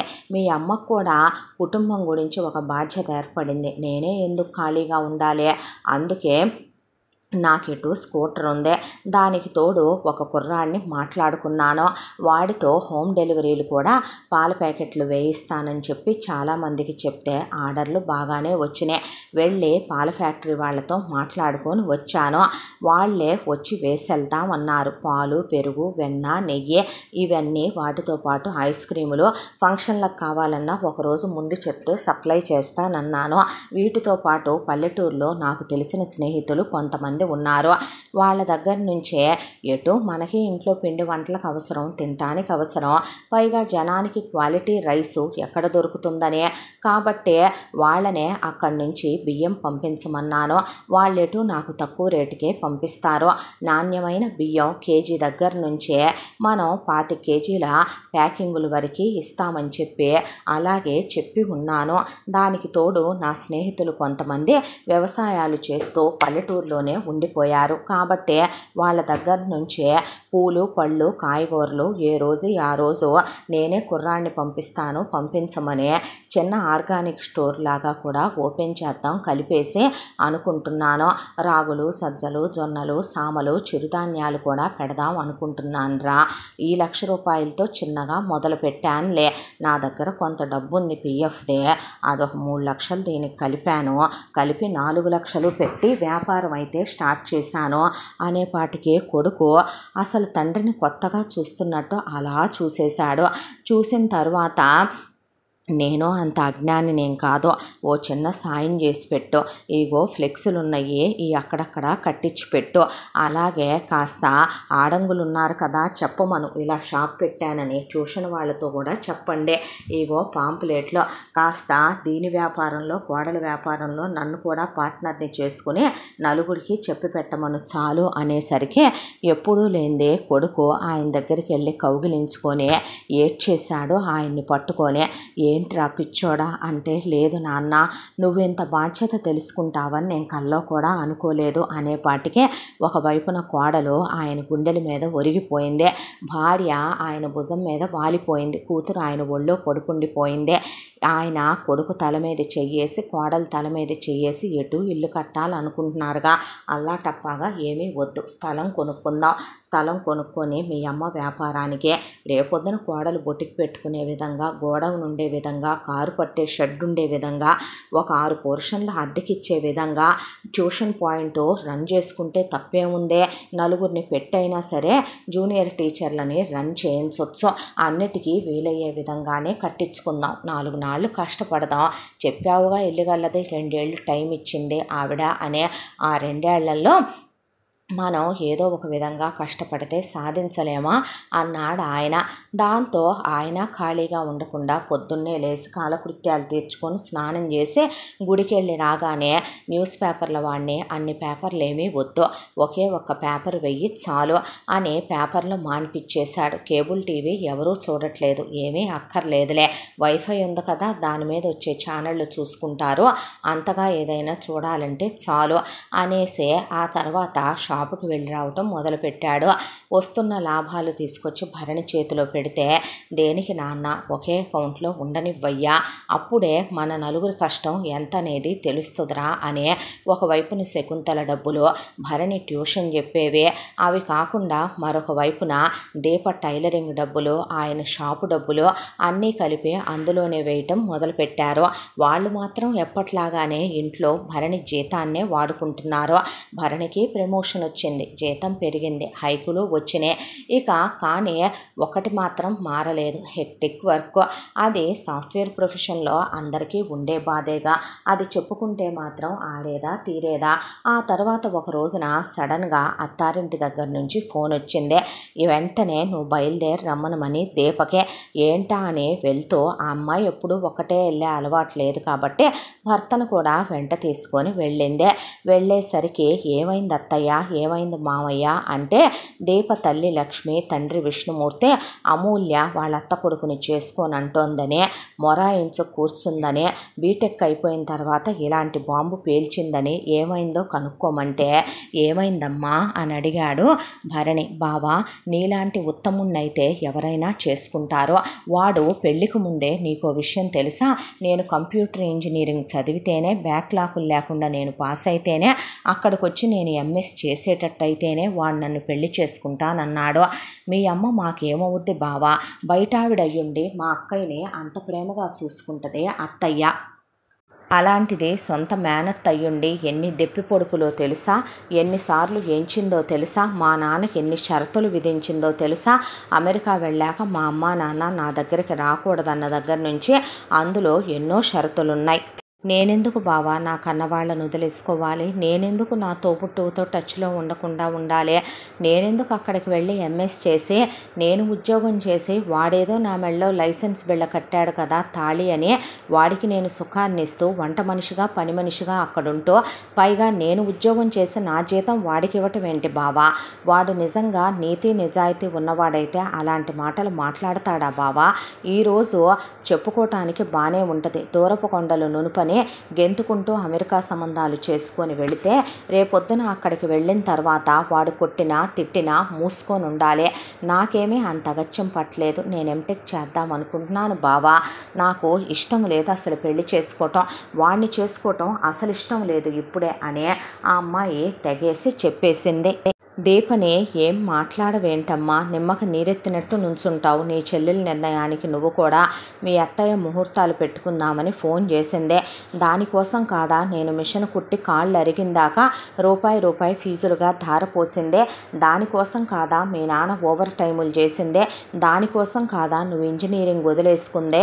ఏంటమ్మా ఇలా మెదలకుండా ఊరుకుంటావు? 4 ఏసైనా చెప్తావని పిలిపిస్తే ఏం మాట్లాడు దత్తయ్య, ఏం మాట్లాడుతున్నారు మావయ్య? తను మాట్లాడిన దాంట్లో అబద్ధం ఏముంది? నిజమే కదా. ఆడపిల్లలు మావయ్య, దేశంగాని దేశం 7 సముద్రాలు దాటి ఇచ్చుకుంటాము. నిజంగా మీ చెల్లెలు కొడుకు అంత హానెస్ట్ పర్సన్ అయితే గనక కట్నాలు కానుకలు ఎక్స్పెక్ట్ చేయటం లేదు అనే దాంతోనే అన్ని షరతులు విధించకూడదేమో కదో. మీ సిచ్యువేషన్ తెలిసినప్పుడు వాళ్లే తన్ని చదివించి ఉండాల్సిందేమోగా. మరి అలాంటప్పుడు వాళ్ళేమీ లేనోళ్ళు కాదు. వాళ్ళకి డబ్బులు స్థిరచరాస్తులు అన్నీ బాగానే ఉన్నాయి. మన పిల్లని చేసుకుంటాము అని చెప్పినట్టే చెప్పి ఖచ్చితంగా కంప్యూటర్ ఇంజనీరే అయి తీరాలి, అక్కడికి వచ్చి ఎంఎస్ చెయ్యాలి, వచ్చాక కన్నవాళ్లతో మొత్తం బంధాలు తెంచేసుకోవాలి, తోడబుట్టిన దాంతో ఫోన్లు చేయకూడదని అనొచ్చా మామయ్య? కరెక్ట్ కాదు కదా. తనన్నట్టు ఇప్పుడే ఇలా ఉన్నారంటే రేపొద్దున దేశం కాని దేశం ఆడపిల్లను పంపించుకుంటే రేపు వాళ్ళు వాళ్ళ మనసులు మనస్తత్వాలు ఎలా మారుతాయో ఎవరికి తెలుసో. పర్వాలేదురా, నువ్వు చదువుకుంటానంటున్నావుగా, చదువుకో, నీ ఫీజు నేను కడతాను అంటే భరణి అంది దీప. పర్లేదురా, నా చెల్లెలు ఒకటి నీ చెల్లెలు ఒకటా? ఇంకాస్త ఎక్కువ కష్టపడదాం, పోయేదేముంది, నీకు నచ్చిన కాలేజీలోనే చేరమ్మా అని చెప్పాడు భరణి. ఈలోపు ఈ విషయం తెలిసి ఉరువులేని పిడుగులాగా దీప వాళ్ళ మేనత్త అక్కడికి వచ్చి పడి రెచ్చిపోయింది. దీప వాళ్ళ అమ్మ నాన్నల్ని నానా మాటలని కూతుళ్ళని పెంచటం చేత కాదు, బరితెగించిన పెంపకం పెంచారు, హద్దు విడిచిన పెంపకం పెంచారు. దీని బతుకు అసలు అమెరికా సంబంధం వచ్చుద్దా? నా కొడుకు లాంటోడు దీన్ని చేసుకుంటాడా అంటే ఊరుకోని ఇంకా చాలే ఆపవమ్మా. అసలు నువ్వెవడవరా? నువ్వు ఈ ఇంటికి అల్లుడివి, నేను ఈ ఇంటికి చెల్లెల్నే. అలా అనుకుంటే నాకు ఈ ఇంటికైనా ఒక బంధం ఉంది. ఈ ఇంటికి నేను అల్లుడిని కాదు కొడుకుని అని నేను అనుకుంటున్నాను. పెళ్లి చేసుకొని నీ మొగుడితో పరా ఇంటికి వెళ్ళిపోయిన నీకు పుట్టింటికి ఇంకేం సంబంధం ఉందే? అంత నీతిపరురాలివి నువ్వు. నిజంగా నీ మేనకోడల్ని కట్నం లేకుండా పెళ్లి చేసుకోవాలి అనేది నిజమే అయితే కనుక నువ్వు జాతకాలు కలవాలనే షరతు పెట్టవు. దాంతోపాటు ఆ అమ్మాయిని కంప్యూటర్ ఇంజనీరే చదివించాలనో, వాళ్ళ మీద ఆర్థిక భారాన్ని మోపో, అయిపోయిన తర్వాత అమ్మాయి అక్కడికి వచ్చి ఎంఎస్ చెయ్యాలనో, కన్నవాళ్లతో ఎక్కడ రూపాయి పెట్టుద్దేమోననే బంధాలు బంధుత్వాలు తెంచేసుకోమనో, తోడబుట్టిన దానికి ఫోన్లు చేయమనో. ఇప్పుడు ఇంకా ఎక్కువ మాట్లాడితే మర్యాదగా కూడా ఉండదు. నాలో కూడా మరొకడుండి బయటకు వస్తాడు. ఇక్కడితో ఆపి మీకు మంచి డబ్బులు మూటలు తెచ్చే కోడళ్ళు దొరుకుతారో చేసుకోండి. మీలాంటి మనీ మైండెడ్ పర్సన్స్కి అలాంటి వాళ్ళే కరెక్ట్. తనకు తగిన వాడు తనకు భూమి మీద ఎక్కడో పుట్టే ఉంటాడు, వస్తాళ్లే అనేశాడు భరణి. అన్న తర్వాత తీసుకెళ్ళి మరదల్ని చాలా మంచి కాలేజీలో ఆ అమ్మాయి బాగా చదువుద్ది కాబట్టి తీసుకెళ్ళి ఆ అమ్మాయిని ఎంటెక్లో జాయిన్ చేశాడు. అలా ఎంటెక్ చదువుతున్న ఆ అమ్మాయిని చాలా కోటీశ్వరులైన ఒక అబ్బాయి, అమ్మా నాన్నలకి 2 కొడుకులు. వాళ్ళు ఆల్రెడీ వాళ్ళ పెద్దబ్బాయి పెద్ద పెద్ద చదువులు చదువుకొని అమెరికాలో డాక్టరు, కోడలు కూడా డాక్టరే. ఆ అబ్బాయి అక్కడ స్థిరపడిపోయాడు. ఈ అబ్బాయినైనా కళ్ళ ముందు ఉంచుకుందామని ఇక్కడే చదివించుకుంటున్నారు. వాళ్ళకి వ్యాపారాలు ఉన్నాయి.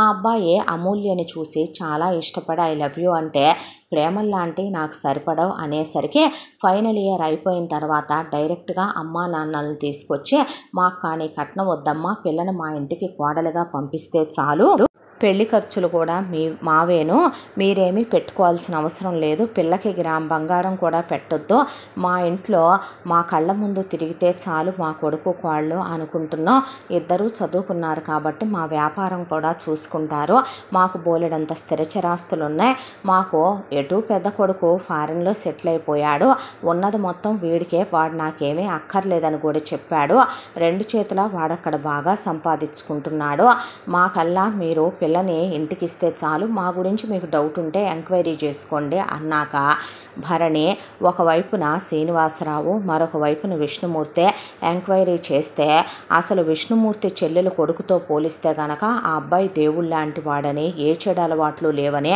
వాళ్ళ ఫ్యామిలీ చాలా మంచిదని, అసలు వీళ్ళు కల్లో కూడా ఊహించనంత కోటీశ్వర్ల సంబంధం అని తెలిసి అలాంటి సంబంధం రావటమే అదృష్టమని అమూల్యనిచ్చి పెళ్లి చేశారు. ఆ అబ్బాయి చాలా హ్యాపీగా చూసుకునేవాడు అమూల్యనే.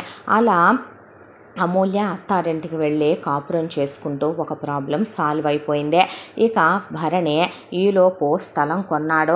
ఆ స్థలంలో వాళ్ళ నాన్న చెప్పిన విధంగానే 6 పోర్షన్లో అద్దెకిచ్చే విధంగా ఆ ల్యాండ్కి చుట్టూ కూడా వాల్ కట్టించేసి అందులో 6 పోర్షన్లు వేరే వేయించి వీళ్ళవన్నీ పెట్టుకోవటానికి ఒక గోడౌన్ కట్టించి 4 కార్లు ఆగే విధంగా కార్ పార్కింగ్ పెట్టించుకొని దాంతోపాటు ట్యూషన్ పిల్లల కోసం ఒక హాల్లా రెడీ చేయించి ఇప్పుడు దీప బొటిక్ పెట్టింది. 20 మిషన్లు పెట్టి 5-6 మగ్గాలు పెట్టి దీపకు ఒకవైపును రెడీ చేయించి దాంతోపాటు ఆ అబ్బాయికి ఒక ప్లానింగ్ ఉండిపోయింది. ఆ ప్లానింగ్తోనే ఇక తల్లి హోమ్ ఫుడ్స్కి అంతా వంట చేసుకోవటానికి ఒకవైపున వంటశాలకే షాపు లాగా ఒకవైపున, తండ్రికి షాపు లాగా ఒకవైపున కట్టించి వాళ్ళు ఉండటానికి 3 అంతస్తుల ఇల్లు లోపల నుంచే లిఫ్ట్ పెట్టి కట్టించుకొని ఫర్నిషింగ్ చేయించుకొని గృహప్రవేశం చేసుకొని వెళ్ళిన తర్వాత ఇంకా ఒకవైపున కన్స్ట్రక్షన్ జరుగుతోంది. దేనికి రా నాన్న ఇది అంటే, నేను ఇంకా ఆ ఉద్యోగం చెయ్యాలనుకోవట్లేదు నాన్న, మరి ఏం చేద్దాం అనుకుంటున్నావు అంది దీప. సూపర్ మార్కెట్ పెట్టుకుందాం అనుకుంటున్నాను అని చెప్పి మామయ్య ఇంకా ఎన్నాళ్ళు ఆ ప్రైవేట్ ఉద్యోగం చేస్తారు, అమూల్యకి పెళ్ళైపోయింది కదా, తీసుకొచ్చి మామయ్యనే నా చేతి కింద ఉంచుకుంటాను, లెక్కలు రాయటంలో ఆయనకి ఎటు అనుభవం ఉంది, ఇన్నేళ్లుగా ఆయన సూపర్ మార్కెట్లోనే పనిచేస్తున్నారు, సరుకులు ఎక్కడ నాణ్యమైనవి దొరుకుతాయో, ఎక్కడ కొనాలో, నిత్యావసరాలు ఎక్కడి నుంచి తీసుకొస్తే బాగా వెళ్తాయో ఆయనకి తెలుసు, నాన్నకి స్నేహితులు ఉన్నారు కాబట్టి నా వ్యాపారం నా సొంత కాళ్ళ మీద నేను నిలబడి పెట్టుకుంటాను, అత్తయ్యను కూడా తీసుకొచ్చి అమ్మ కింద చేసాయంగా ఉంటుంది, నీ కింద ఉంచుకోండి అని చెప్పి ఊడికినే వద్దురా, నెలకి చెరకు 50,000 రూపాయలు జీతం కింద ఇచ్చేద్దాం, అలాగనే వాళ్ళకి మనం కేవలం పై ఎత్తున చూసుకునే పనులు తప్ప ఈ వయసులో పనులేమీ పెట్టొద్దు అని అత్తని మామని కూడా తీసుకొచ్చి వాళ్ళు మేము ఇక్కడుంటే ఏం పద్ధతి అన్నారని ఆల్రెడీ అవుట్ హౌస్ ఉంది అందులో ఉండమనమని చెప్పి చక్కగా శకుంతలతో ఆ వియ్యపురాలు కలిసిపోయి ఆవిడికి బ్రహ్మాండంగా కొన్ని వాళ్ళ ప్రాంతం వంటలు వచ్చు, అలా మెల్లమెల్లగా వాళ్ళు ఫుడ్ బిజినెస్ని క్యాటరింగ్కి కూడా డెవలప్ చేసేసుకున్నారు వియ్యపురాళ్ళిద్దరూ కలిసి. ఒకవైపున భరణి సొంత స్థలంలోనే సూపర్ మార్కెట్ కాబట్టి మామగారు పల్లెటూళ్ళకి వెళ్ళటం, ఆయన తక్కువ రేట్లకి రైతుల దగ్గర నుంచే మిరపకాయలని, చింతపండని, ఆయన కందులని, పెసలని, మినువులని, గోధుమలని ఆయన కొనుక్కురావటం, ఒకవైపున శ్రీనివాసరావు ఆయన స్నేహితుల ద్వారా కొన్ని అక్కడ పండేవి తెప్పించటం, ఇలా కొడుకు వ్యాపారం బాగా సాగటం మొదలయ్యింది. ఆ తర్వాత పిల్లల్ని ప్లాన్ చేసుకుందాము అంటే ఆకాంక్ష పెళ్ళయ్యాక ప్లాన్ చేసుకుందాంలే అంది దీప. ఆకాంక్షదే బీటెక్ అయిపోయింది, ఉద్యోగంలో జాయిన్ అయింది, ఉద్యోగం చేసుకుంటోంది.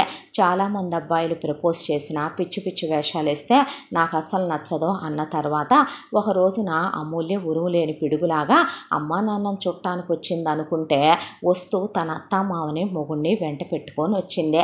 ఏంటి విశేషం అంటే మా మామయ్య గారు వాళ్ళ చుట్టాల అబ్బాయికి సంబంధాలు వెతుకుతున్నారు, ఆ అబ్బాయి చాలా మంచోడు, అమ్మా నాన్నలకి ఒక్కడే కొడుకు, ఒక రకంగా ఇంకా మాకున్న దానికన్నా 10 రెట్లు ఆస్తి ఎక్కువ ఉంది. వాళ్ళు క్యారెక్టర్ ఉన్న అమ్మాయి కావాలనుకుంటున్నారు.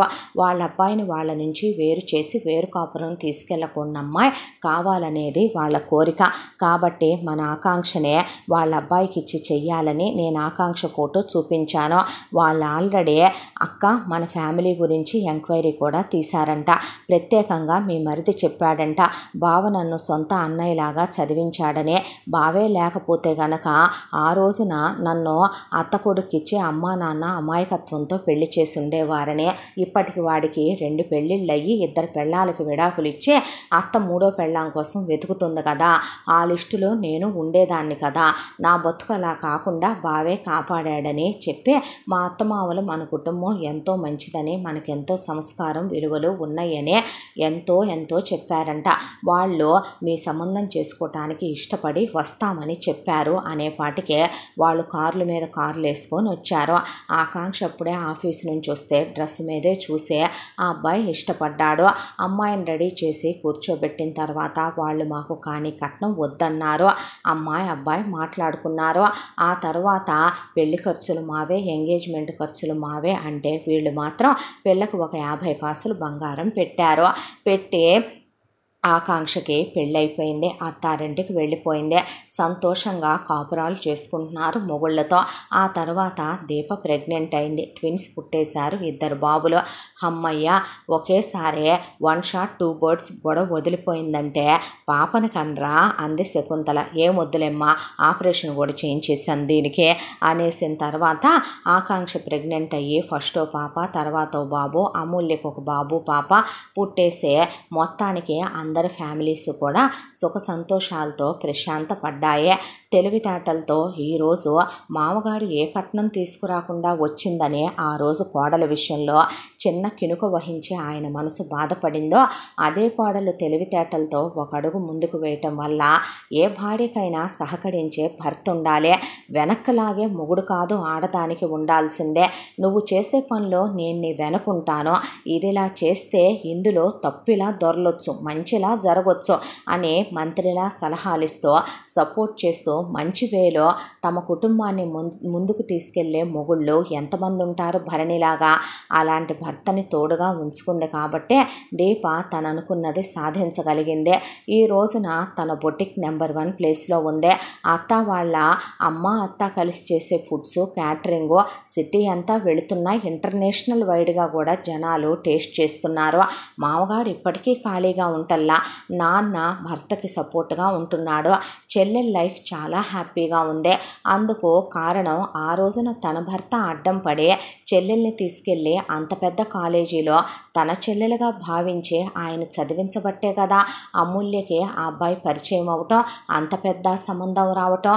అలా మనం చేసిన సాయం ఊరికినే పోకుండా దేవుడు అమూల్య రూపంలోనే ఆకాంక్షకే ఇంకా గొప్ప కల్లో కూడా ఊహించని సంబంధం తీసుకురావటం, ఆ తర్వాత ఆకాంక్ష లైఫ్ కల్లో కూడా ఊహించని విధంగా సెటిల్ అయిపోవటం, ఇదంతా కూడా బిడ్డొచ్చిన వేళ గుడ్డొచ్చిన వేళ అనే పెద్దవాళ్ళు అంటారు. కానీ కొంతమంది మంచి మనసు చేసేటటువంటి చాలా గొప్ప గొప్ప వాటిని సాధించేటటువంటి వాళ్ళల్లో ఉండే గొప్పతనాలు కూడా నివురు కప్పిన నిప్పుల్లానే ఉంటాయి. ఒక్కొక్కసారి ఆ అమ్మాయి మామగారు అన్నారని చిన్నపుచ్చుకొని ఆయన్ని నానా మాటలు అని అత్తామామల నుంచి మొగుడిని వేరు కాపురం తీసుకెళ్ళిపోవచ్చు. ఆ అమ్మాయి అది ఆలోచించలేదు. ఆ కుటుంబానికి తనేం చేయగలనా అనే ఆలోచించింది. అది తన కుటుంబం, తన కుటుంబాన్ని తనే నిలబెట్టుకోవాలి. నలుగురు ముందు నవ్వుల పాలయ్యేలా కాదు, నలుగురు ముందు తల ఎత్తుకునే విధంగా తన ఫ్యామిలీని ఉంచాలనుకుందే. తను అనుకున్నది సాధించిందే. ఇదంతా తన భార్య గొప్పతనమేనని భరణి గర్వంగా చెప్పుకుంటాడు.